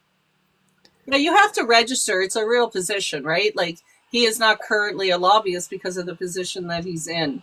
However, he's got lobbyists right by his side that are working to support the side of the grocers, Galen Weston, right? The working to support the side of the oil companies that are going to be keeping the gas prices high. I mean, if there's opportunities for politicians to get in and have an influence in pricing, right? But they'll still be limited within our capitalist system.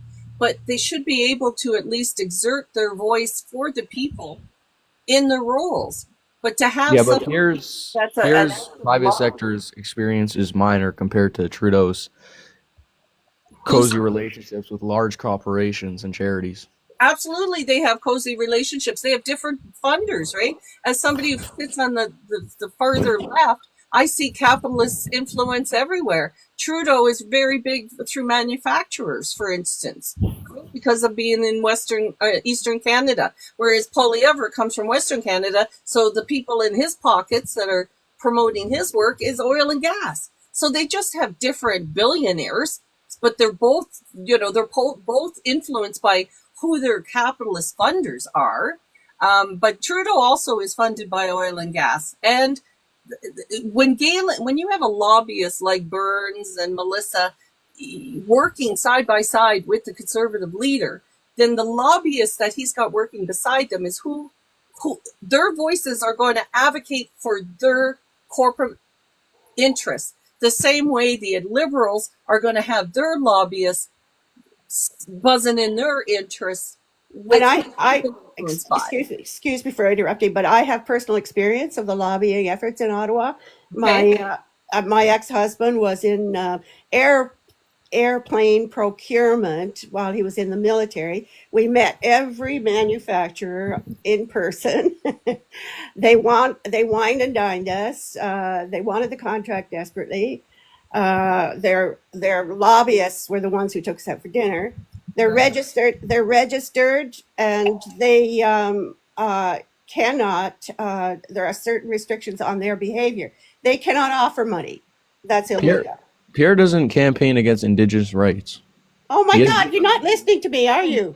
Yes, he does. Another topic. Can you just absorb what Super Grand is saying? Okay. Because the lobbying was an important conversation for you. Right. Now listen to me. They're restricted in Canada more than they are in the States. They cannot get away with bribing people to buy their goods.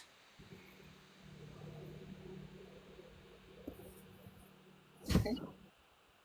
So we have regulations around making sure that lobbyists don't overstep.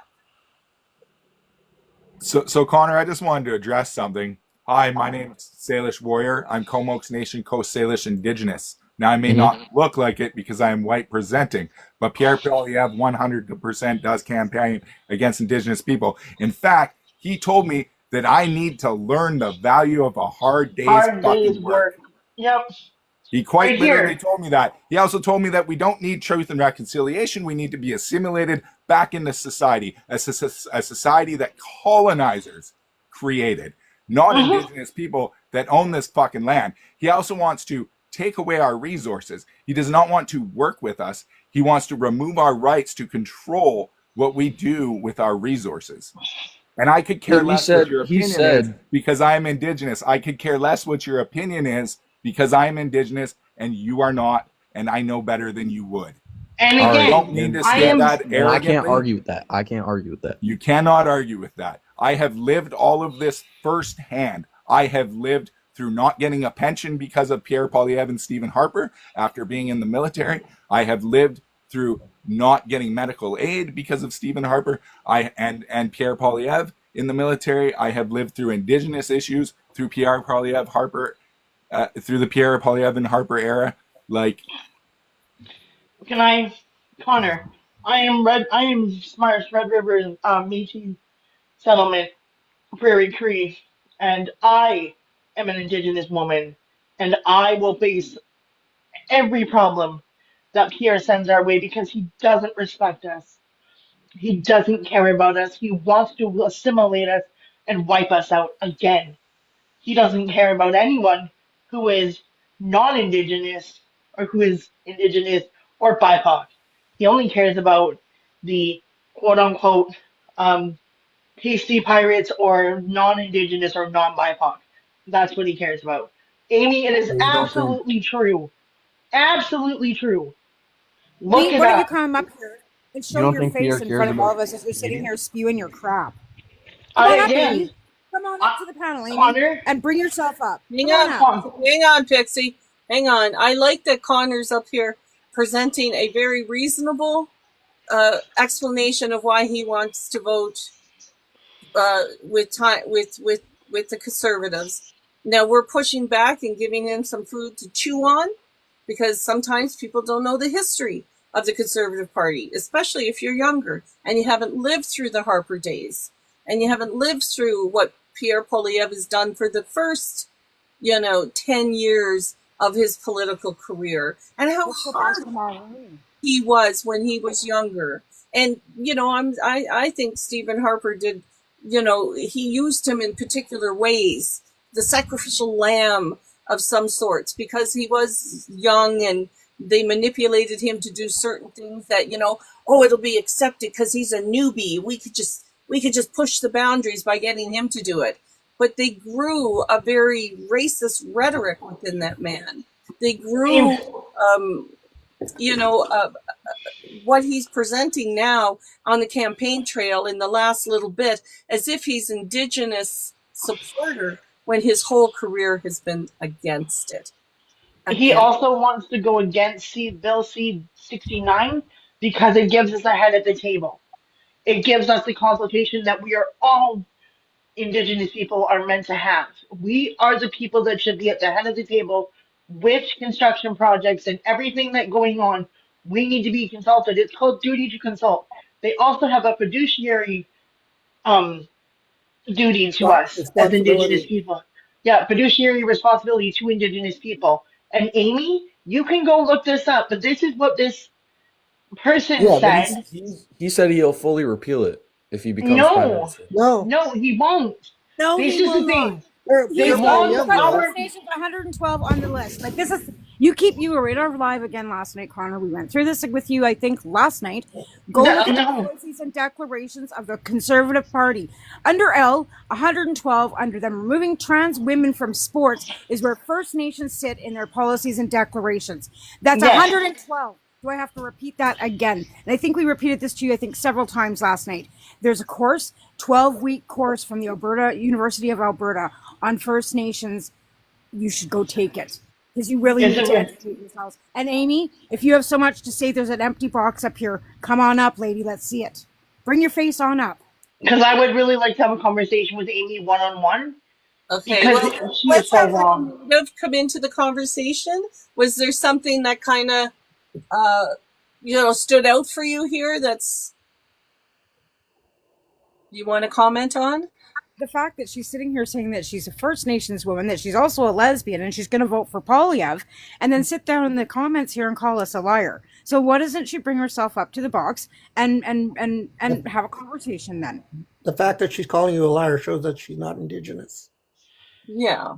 I mean, Because there are an some Indigenous people. person, Amy, you want change? an Then bring Indigenous yourself up person, to the box. yeah, Bring yourself up to the box an and Indigenous have a person would, conversation. an Indigenous person would know these points that we're pointing out, and they would know that they're facts. And for her to sit there and say she's Indigenous and say false, false, false, shows that she's not Indigenous, Right. because she would be agreeing with us, and then she would be saying, "But I want change." I want change. I want this. No, she just wants her rights. And Yeah, as a person in the community that he does not like, you will not have your rights if he gets in.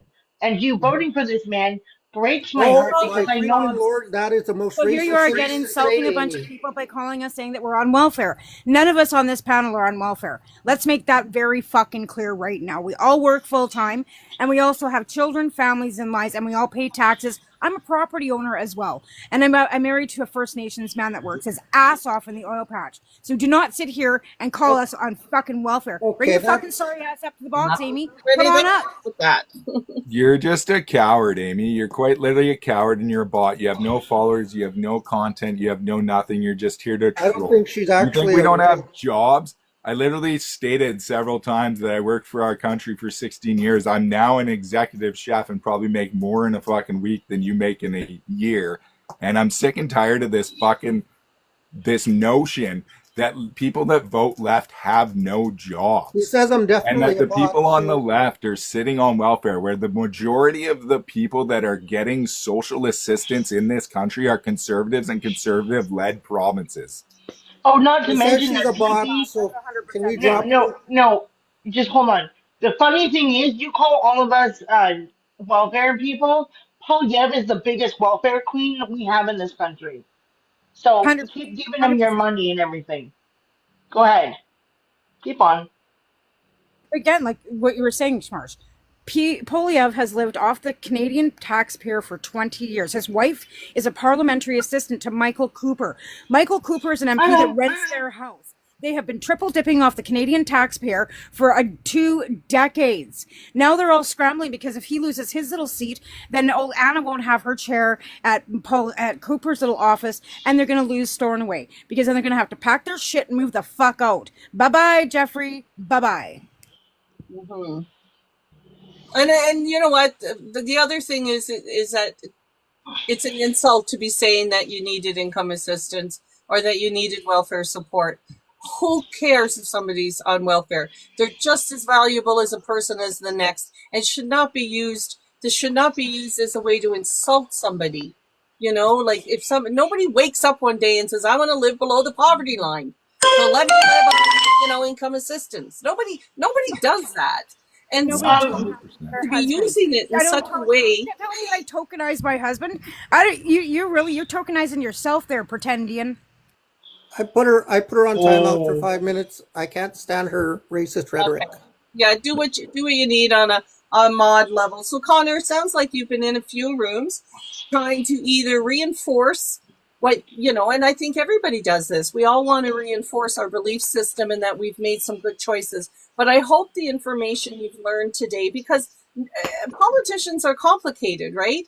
I like that you brought in the act, the Accountability Act. But there are pieces within that Accountability Act. Have you looked at a critique of it? Have you looked at, it's important when you're presented with something that sounds really good, and this act definitely seems like at its surface a really good thing, but when you take a deeper dive, there's some big things happening here. And I just quickly was reading that within this there was the right to control political staffers, to the point where if you could be fired for no reason. So outside of employment standards, this act was created to go above and beyond the employment standards minimum, so that the politicians could get rid of their staffers but control them. They weren't allowed to work in the private sector with their knowledge for 5 years. 5 years And, control of somebody after they left your employment as a politician. Politicians have staffers. I I think really, third. I really think it's funny that I didn't get my citizenship in this country until I was 2, and I was born here. And people are gonna tell me every time I tell this story to on my panel, the first thing they say is "Get out of my country." Okay. Andrea, is this my oh, it is you! So wonderful to see you. I feel like forever. So Andrea, I'm you got sure. a lot of feedback. You got a lot of Oh, feedback. Getting a lot of feedback here for some reason. I'm not sure. Yeah, It's not happening when I'm talking, so it's coming from somebody else. it's The coming only from. thing about that, Mark Carney, he's a global banker, not a grassroots politician. So if you want a grassroots politician, vote for Jagmeet. Yeah. Don't you think that being a global banker or whatever it is you call it will give us a really good No, because opportunity to diversify our trade with other countries? Because it might, but that's he's what we worth. need. I did procurement as well. And unfortunately, most of our military equipment came from the US.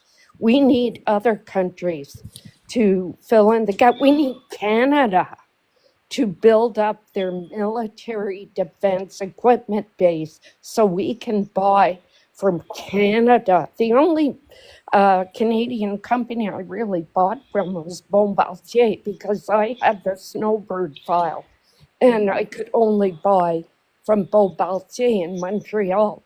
But almost 90% of the companies I bought military equipment from were all US, and we were forced to go there. That's why I traveled there so much with the Army I to didn't all really care different for states. Trudeau until he broke the immigration system. That's it. That's it. I'm sorry, what did you say? You I didn't care for him? Or like he was fine to me until he broke the immigration system. That's when I started not liking him. 'Cause okay, fair enough. Can we invite Andrea into the Yeah, conversation? I haven't, Hey, Andrea. Andrea, so Andrea, Andrea, long time follower here, and miss you because our algorithms separate us at times. So I just welcome you to the conversation this morning. I really want to say I appreciate you letting me up. I have been absent from the app. My life has changed significantly. I have been very, very unwell. And I also come from a policy and healthcare background. So I love to see these conversations taking place. And I really appreciate you correcting the narrative around using things like social programming as a slur. I know we all have a tendency that we want to defend the fact that we work very hard and that we are contributing members of society. Disabled people and people on welfare are humans too. And they contribute in ways that are unseen and underappreciated. I come from I've had the absolute privilege of caring for people in healthcare for over 2 decades in leadership and policy. And one of the things that makes me incredibly, incredibly grateful, but also powerful is the fact that I now have the lived experience to go with it. And it's been especially violent, and I've been from the app because navigating with all of the privilege of nepotism, being a white lady, being middle-aged, being educated, all those things didn't matter when I got sick. But what does matter is going to the polls today to vote and making sure that you're exercising your democratic responsibilities and that you are showing up and out. We're already 25% in advanced polls. Mathematically speaking, I think it's going to be a good day for Canada. And I'm really excited because I get to vote at John A. Macdonald Cemetery Church. So it's going to feel really almost spiritual at this point when I cast my vote. I have to say thank you to everybody. And I'm sorry I've been absent, but even being perceived on the app is really difficult for me as I find my way through my health issues and Well, all I of wish you the best. Yeah. Thank you for joining up today for good sure. luck. Absolutely. It's you mentioned that it's our democratic responsibility because it's also our right. And so with rights come responsibilities. I think people sometimes forget that piece of the statement, right? Oh And yeah, I have to add something too. Did you know that Mark Carney moved his headquarters down to the U.S.? No, yes, he did No, not. no, he Stephen didn't. Harper opened an Oh my office God. in D.C. Stephen Harper opened his office in You got D.C. to quit listening to He is conspiracy now the head theories. of the International Democratic Union. So for somebody voting conservative, not understanding that Stephen Harper is running a globalist, far right wing international movement headquartered out of the United States, it's just a little. It's sort of just Go ahead, Salish. I just wanted to also add that it wasn't Mark Carney's company. He was only a board member, and he Correct. stepped down Yep. before the move occurred. Oh, and Connor, just so you know, Harper sold us with PP in tow, sold us to China for 31 years, and if we want to get out, we have to give 15 years notice. It was the FIPA agreement. You can look it up. The more you know. But this being said, I love you all and have a great day. Never mind And the Saudis bought the wheat. Yeah, meat, but so Mark Carney, he was associated with Brookfield he was a Asset board Management. member. There's a yeah, huge so So was difference between owning a PP. What's company your so and is being a point? board member. Pierre. So is Pierre Polyev. So is What's your point? and the thing that I don't understand with the cons is why can't they look at their party and hold their party leader accountable, but always want us to hold Carney accountable? That's the wild thing for me. Well, I think Carney needs, but Connor is right to seek out accountability from all of them. We're all seeking that, right? Like, explain why you had a headquarters in New York. So Salish offered you the explanation to that. Now you take that information, you go find out if it's true. Pierre, Can Pierre I didn't, can I Pierre didn't intervene? move Can I his Was business he a headquarters board to the member? United States. can I intervene for a second? Sure, You Sophie. want accountability, and the thing that Pierre Polyev has not answered yet is why he took $37,000 from Oh, a foreign entity that was Indian that is implicated in the unaliving of 2 Canadians. Yeah, and he's got a lifetime sanction Wow. with Elections Canada, and he's the only MP that has a lifetime sanction for election fraud. you What want about, You're Yeah, you're welcome. a security referring. clearance? What about a security clearance? And don't tell me because he's going to get gagged, because that's a whole bunch of horse shit. What about a security clearance? Why It can't just he came do out that? this morning why he doesn't want to get a security Oh, clearance. did he? See, I've It missed came that. from that donation came from a fundraising event. So what? It's That still foreign There was interference. there It was doesn't ties matter to an where the indigenous dollars dollars group matter. were paid? outside You're Canada. not allowed as a company, as a member of parliament, you're not allowed to accept donations up to a certain amount, especially from foreign dignitaries. Yeah, it was flagged by media. Good. So It was also flagged by Elections Canada because that's against the law in It our was flagged. country. It It was was unintentional though. it was It, flagged by the No, he knew RCMP about and it. CSIS. They both are in on the investigation. Yeah. so it Connor, was are you unintentional. aware that The fact that Polyev is the only? the fact that they are supporting Pierre Polyev shows what kind of people he attracts. He attracts terrorists and racists. Well, It I was mean, the full amount was returned once they became no, aware. okay. No, it did not. So No, what it did happened? not. What happened? Once they became Pierre aware that the donation viviolated rules. No, So, they did so not.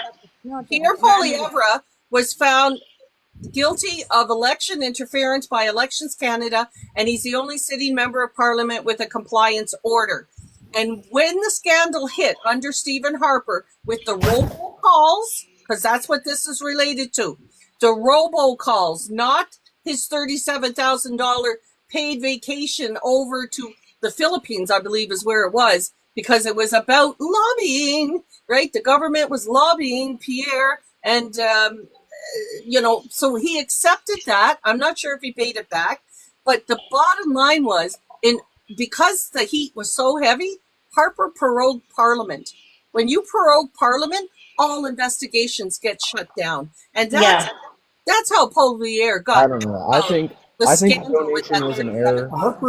Harper's Okay, government is okay. also the only government to have been found in contempt of Parliament in Yes, history. Okay. Can I talk to Connor? Because my son is about roughly the same age as him. Connor, do you believe in social programs for everybody? Actually no? Do you believe in social programs? Sure. Okay, so with believing in your heart that social programs help everybody across the board, right? Yes. Okay, so what I'm saying, what I'm going to say right now is that Paul Yem has voted against every single social program out there. Single moms are going to lose their daycare. Uh, Single moms are going to lose their benefits. Single moms are going to lose everything. And why should that be left on Even, certain people's, why should people be losing their benefits? Is my question. Okay, go ahead, Andrea. did you want to answer that, Connor? Or? he hasn't voted against all social programs, but he's expressed strong has? opposition. Yes, he He has. Go look at his has. voting record. Sorry, he One has. thing he voted I positive think before Andrea was will have another opportunity to give feedback too, because she works in social programs. And so I think her voice would be, if you could, Connor, Bless you. and listen to her, because she comes from lived experience in writing policies, and so pays attention to when a politician is going to support her work. Absolutely. And spending a career working in social programming and depending on the government and only being able to plan 4 years at a time is a real trip, let me tell you all. Because a lot of the work that we do, it takes us a significant amount of effort and time to have conversations with other people with lived experience and those types of things. And I am now that person. I'm at the point in my disability journey where I did everything right. If you were to look at my past by all of the check marks that conservatism places on a successful life, I did it all right for, 4 decades until I fell unwell. And I recognize this because I was also a carer. I was a nurse early on in my career. I understood logically what it was like to care for these people. But now I'm experiencing it and I'm accessing all of these social programs because I have no other options. We do not take care of middle-aged Canadians who fall unwell. The safety supports are not there. And I happen to fall into that single mother. And I survived a fundamentalist cult. So therefore I have no family networks moving through all of this as well. And I think at the end of the day, most Canadians think that's not their reality.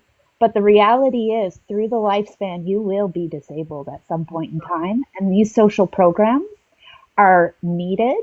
They are wildly lacking. They are inhumane. They are violent. And then you add other marginalizations and vulnerabilities on top of that, and watch out.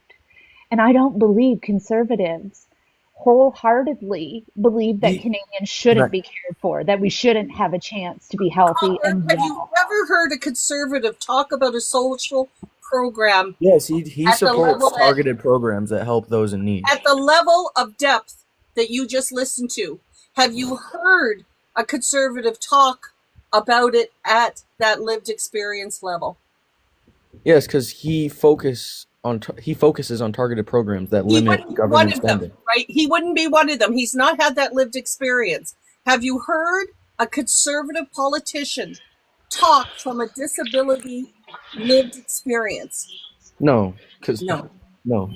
no. Put down your So I can talk about his platform now. I was in the addictions, rug addictions, dependence field for many years, and his claim that he can build 60,000 beds is absolutely ridiculous. You know what I find so funny about his stance on rehab is that you Oh yeah, Pierre. I forgot. if you've Pierre ever has a been daughter to with if you've special ever needs. worked with anyone who's worked in the rehab field. My mother ran a addictions center for 25 years. They will tell you nobody stops the rugs until they're ready. Yep. If you Here, force what I them, was gonna say you can is Pierre unalive literally them has. because the You know what, withdrawal though? symptoms can You, unalive them. yeah, but you know what, Connor? Even if he has a special needs daughter, he can't get those programs if he's voted against them. So He therefore, he hasn't should cook voted his against own them goose. though. He's actually Yes, he targeting has. programs. He's a millionaire. He doesn't No, care. he targeted against them. Mark Carney is a millionaire. No, He has it more money doesn't than matter. Pierre. Okay, Connor, listen to me. His daughter is special needs. He voted against his own daughter, for fuck's sake. He voted against gay marriage. And his dad happens to be the G in the community. Smarge, can I switch some language? And Yes, I'm sorry. I definitely will do better. so the word disabled is not a dirty word. Okay, I yes, so want to his put daughter that out is there. disabled. Mhm. And we His are daughter has. considered disabled, not special Yes. needs. We have the Sorry. same needs as everybody else, but they're not being met. When we use the Right. word special needs, it sounds like we need our needs actually aren't being met because we're not being accommodated the way that everybody else should be.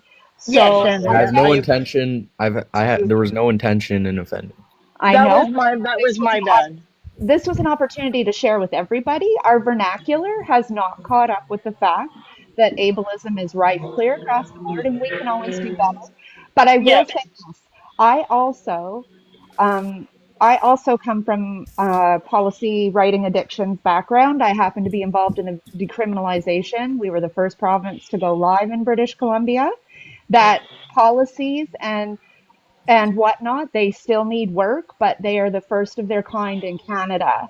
And we have the math and the science to prove that saving lives means being more humane in our policies and processes. It is Right. that simple. And It, Pierre does not support that. It is fact checked behind me. This document behind me is actual fact checking from platforms. They have yes. we've done the work, we've created the documentation. What And doesn't Pierre exactly support? Pierre He doesn't. supports criminalization of drugs.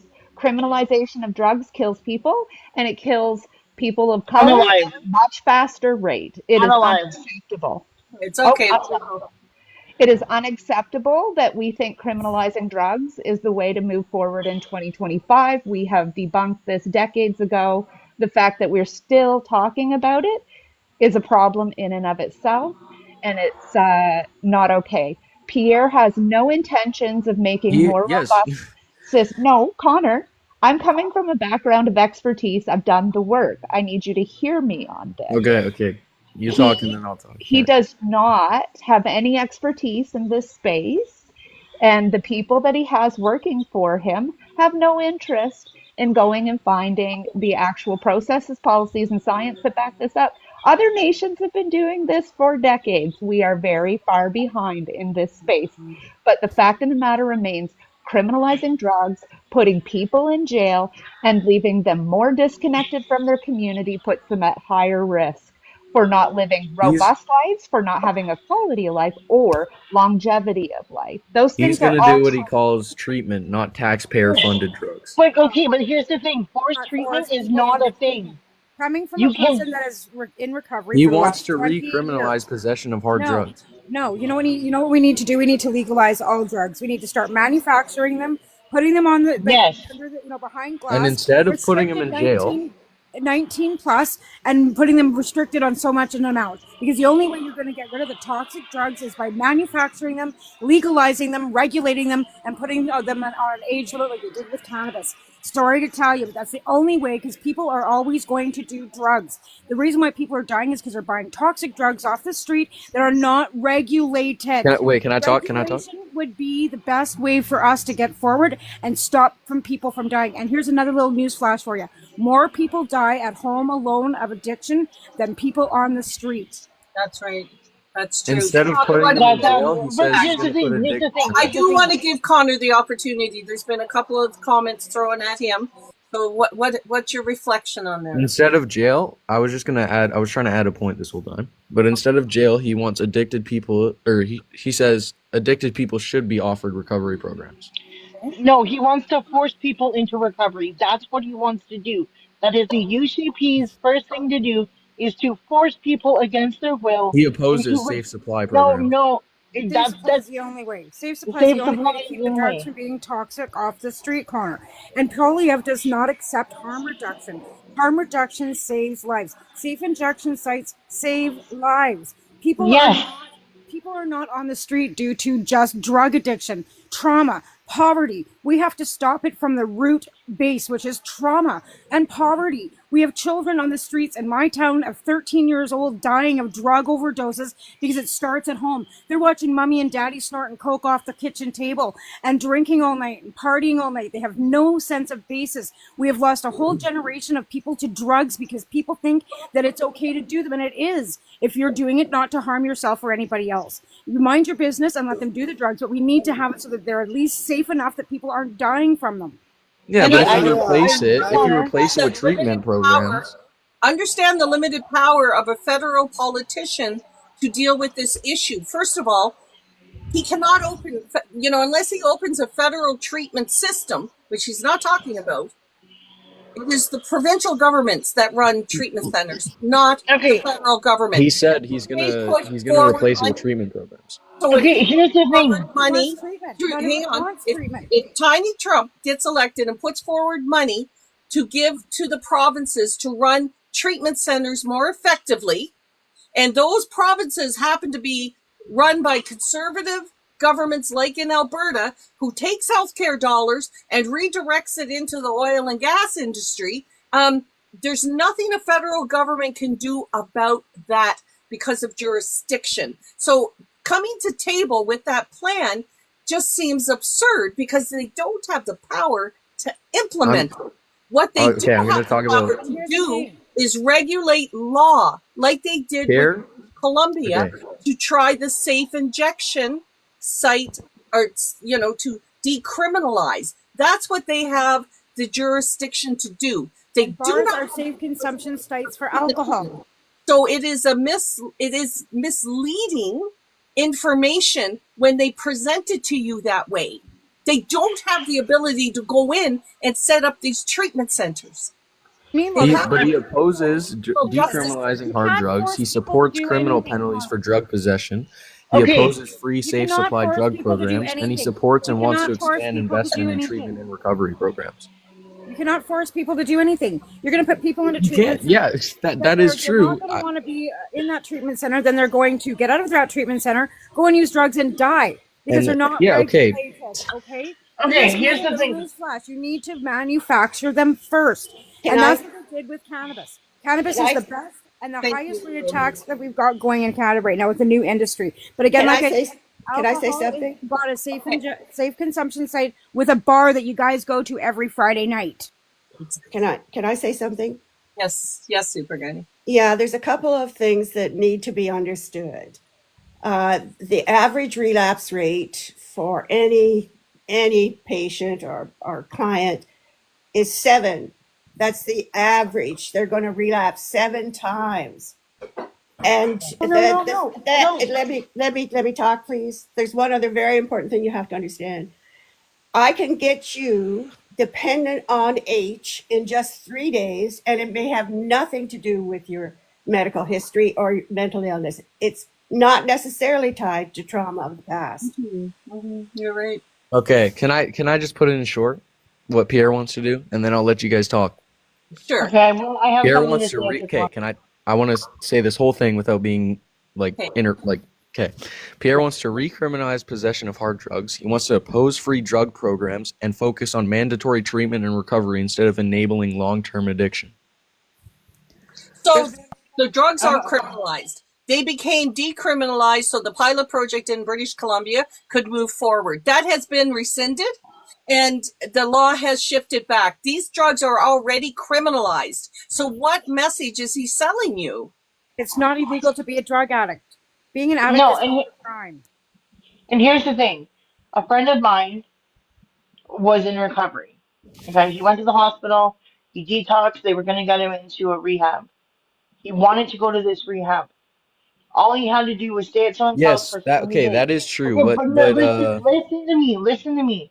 Okay. He needed to wait 3 days to get into this rehab. That's all it took. Was 3 days. No one took him in. And after detoxing for 2 weeks, all he did was take one bad batch, one hit, and he lost his life because he did not have the strength in his body to handle the amount that he took.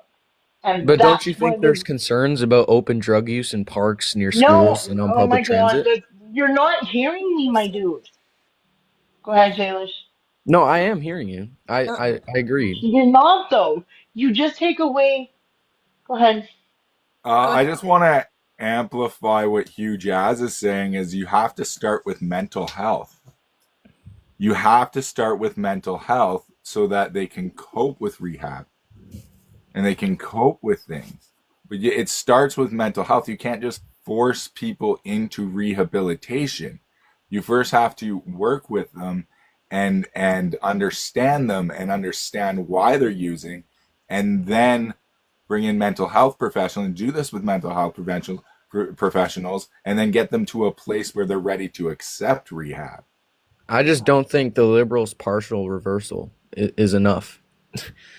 If you want, you need to do full How do you recriminalization. further criminalize heroin? You put in a law that says it's criminalized, right?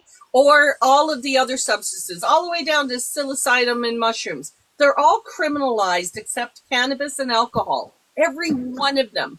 What remedy are you now seeking through, like, what law could possibly change to make them more criminalized? Because they already are criminalized in our justice system.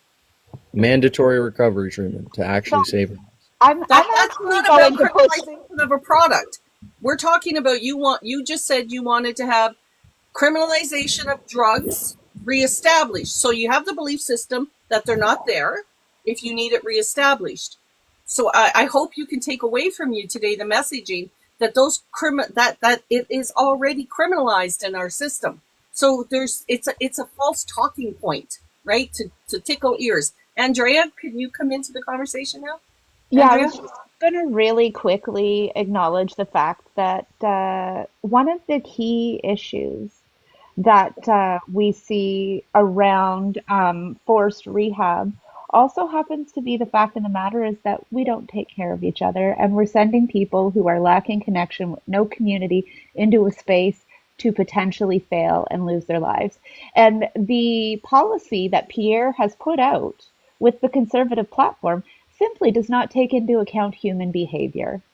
There is absolutely all of the knowledge and data that you could possibly consume around this available to you and anyone else who's interested. But the fact of the matter remains that we as Canadians have no sense of community. We do not take care of each other. We can say that we do, but we do not. We live in a very, very broken structure with piles of privilege, of technology, of advanced medicine and those types of things, but we simply don't carry the social responsibility that goes along with those things. And if we're not prepared to do the work and actually understand how humans actually behave and live in the world, we're going to have a really hard time getting back to a space where we all experience some form of quality of life here. And that's the fact of the matter. I could sit here and debunk your facts all day long, but the underlying message when I talk to a conservative who is bound and determined to not hear me is that they intend to dehumanize me and hurt me. And that has been my experience through life, through this journey. That's And not what I want to do at all. but no, Connor, that's what I need you to hear this. I'm telling you this with lived experience and the other experiences to go behind it, is that our social responsibility has not caught up with all of the wonderful privileges that we experience today. And as long as one Canadian experiences having all their needs met while many others do not, that is simply unacceptable to me. And Okay, on that there's note, one other I'll let thing. you go. Sorry. There's I one other. want to introduce Canada has just joined the conversation, and because I'm only on for 8 more minutes, respectful of Salish Warriors' time coming up here. Canada, would you like to make a statement, offer an opinion, present some facts? How are you voting today?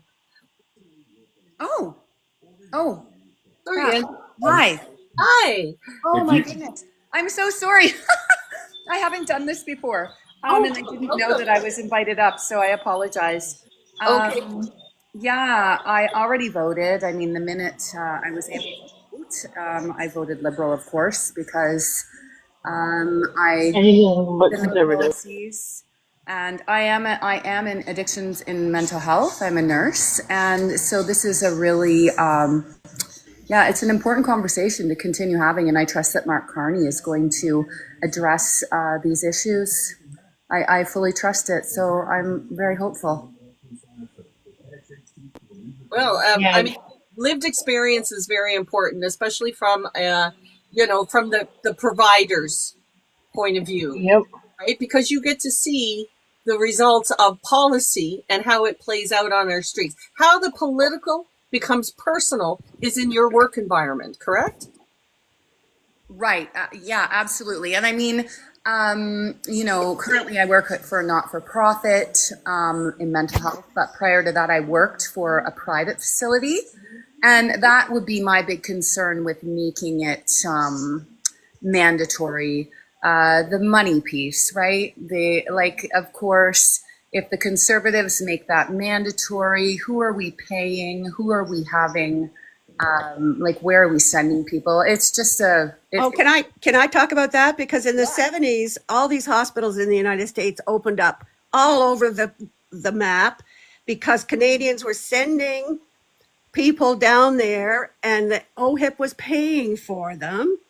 They were private hospitals and they were profiteering off of the province of Ontario. I remember that. I had totally forgotten about all of that shenanigans. It's just like Trump right now, paying El Salvador to look after the prisoners, right? Like just piecemealing it out. I forgot all about that. Thank you. Okay, can I There's talk? one more point. Oh, it's Salish needs to talk. Okay.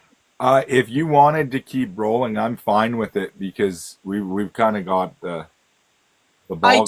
I do have to. I can keep the live open under my account, but I'll step aside to the box so that you can control the conversation. Only because I've been sitting here 4 hours, got pee, and my husband's ill, and I need to tend to some things, so I need the next couple of hours to do my home care piece with him. For sure, yeah. Because I've done it. I don't mind just leaving the phone here and keeping it going, or we can log out and you can re-log in. It's up to you, whatever you prefer. I actually might need my phone, Salish, so because I actually have to call some doctors, so I will have to bop out of here right at 9 o'clock. I forgot about that.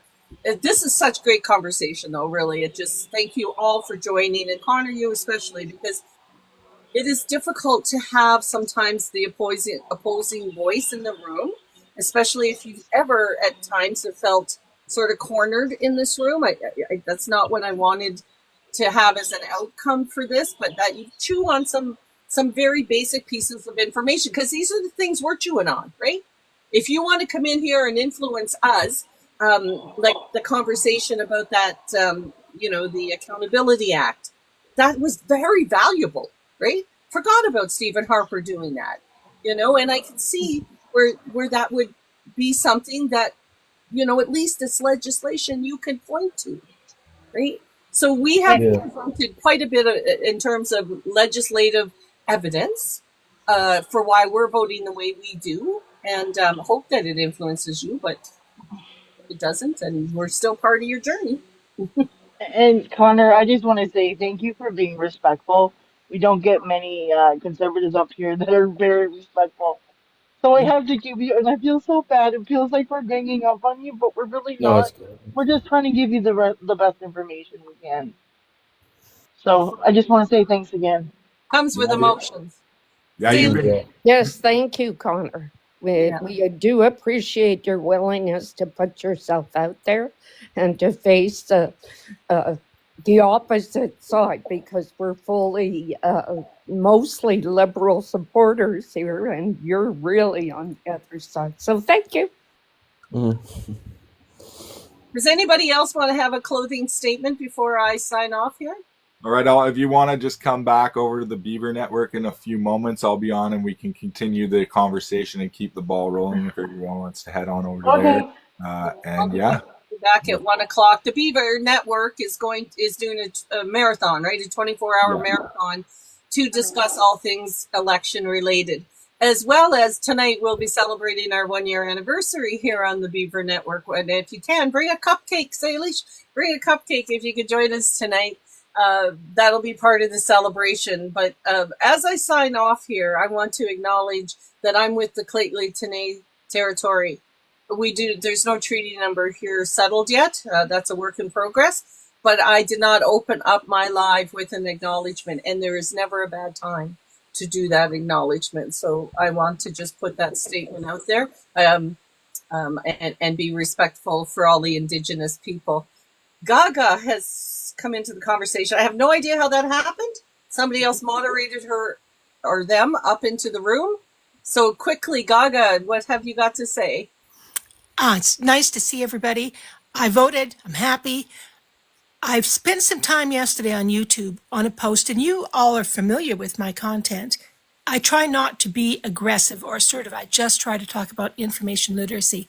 But I spent a day with very, very angry young conservative men. There was insults, there were threats, it was veiled, ugly, ugly things. So I just want the people, especially the women, because I think that we do get hated on more than liberal men do, although I know it's not really a contest. Be cautious, because I believe the election will go liberal, and then I believe some of these people are going to be super angry. So watch yourselves. Watch yourselves. That's really all I came to say. And just, it's nice to see you all. I avoid lives because they kind of make me anxious and make my head ache, but I love the work that you guys do. So well done. We'll all keep our fingers crossed for the election outcome tonight. Yes. All right. Anybody else before I close her down here? No? Good. Thank you all. Thank you all for your time today. Connor, Canada, Gaga, Lori, and of course you, Salish. We'll see you all soon in cyberspace, no doubt about it.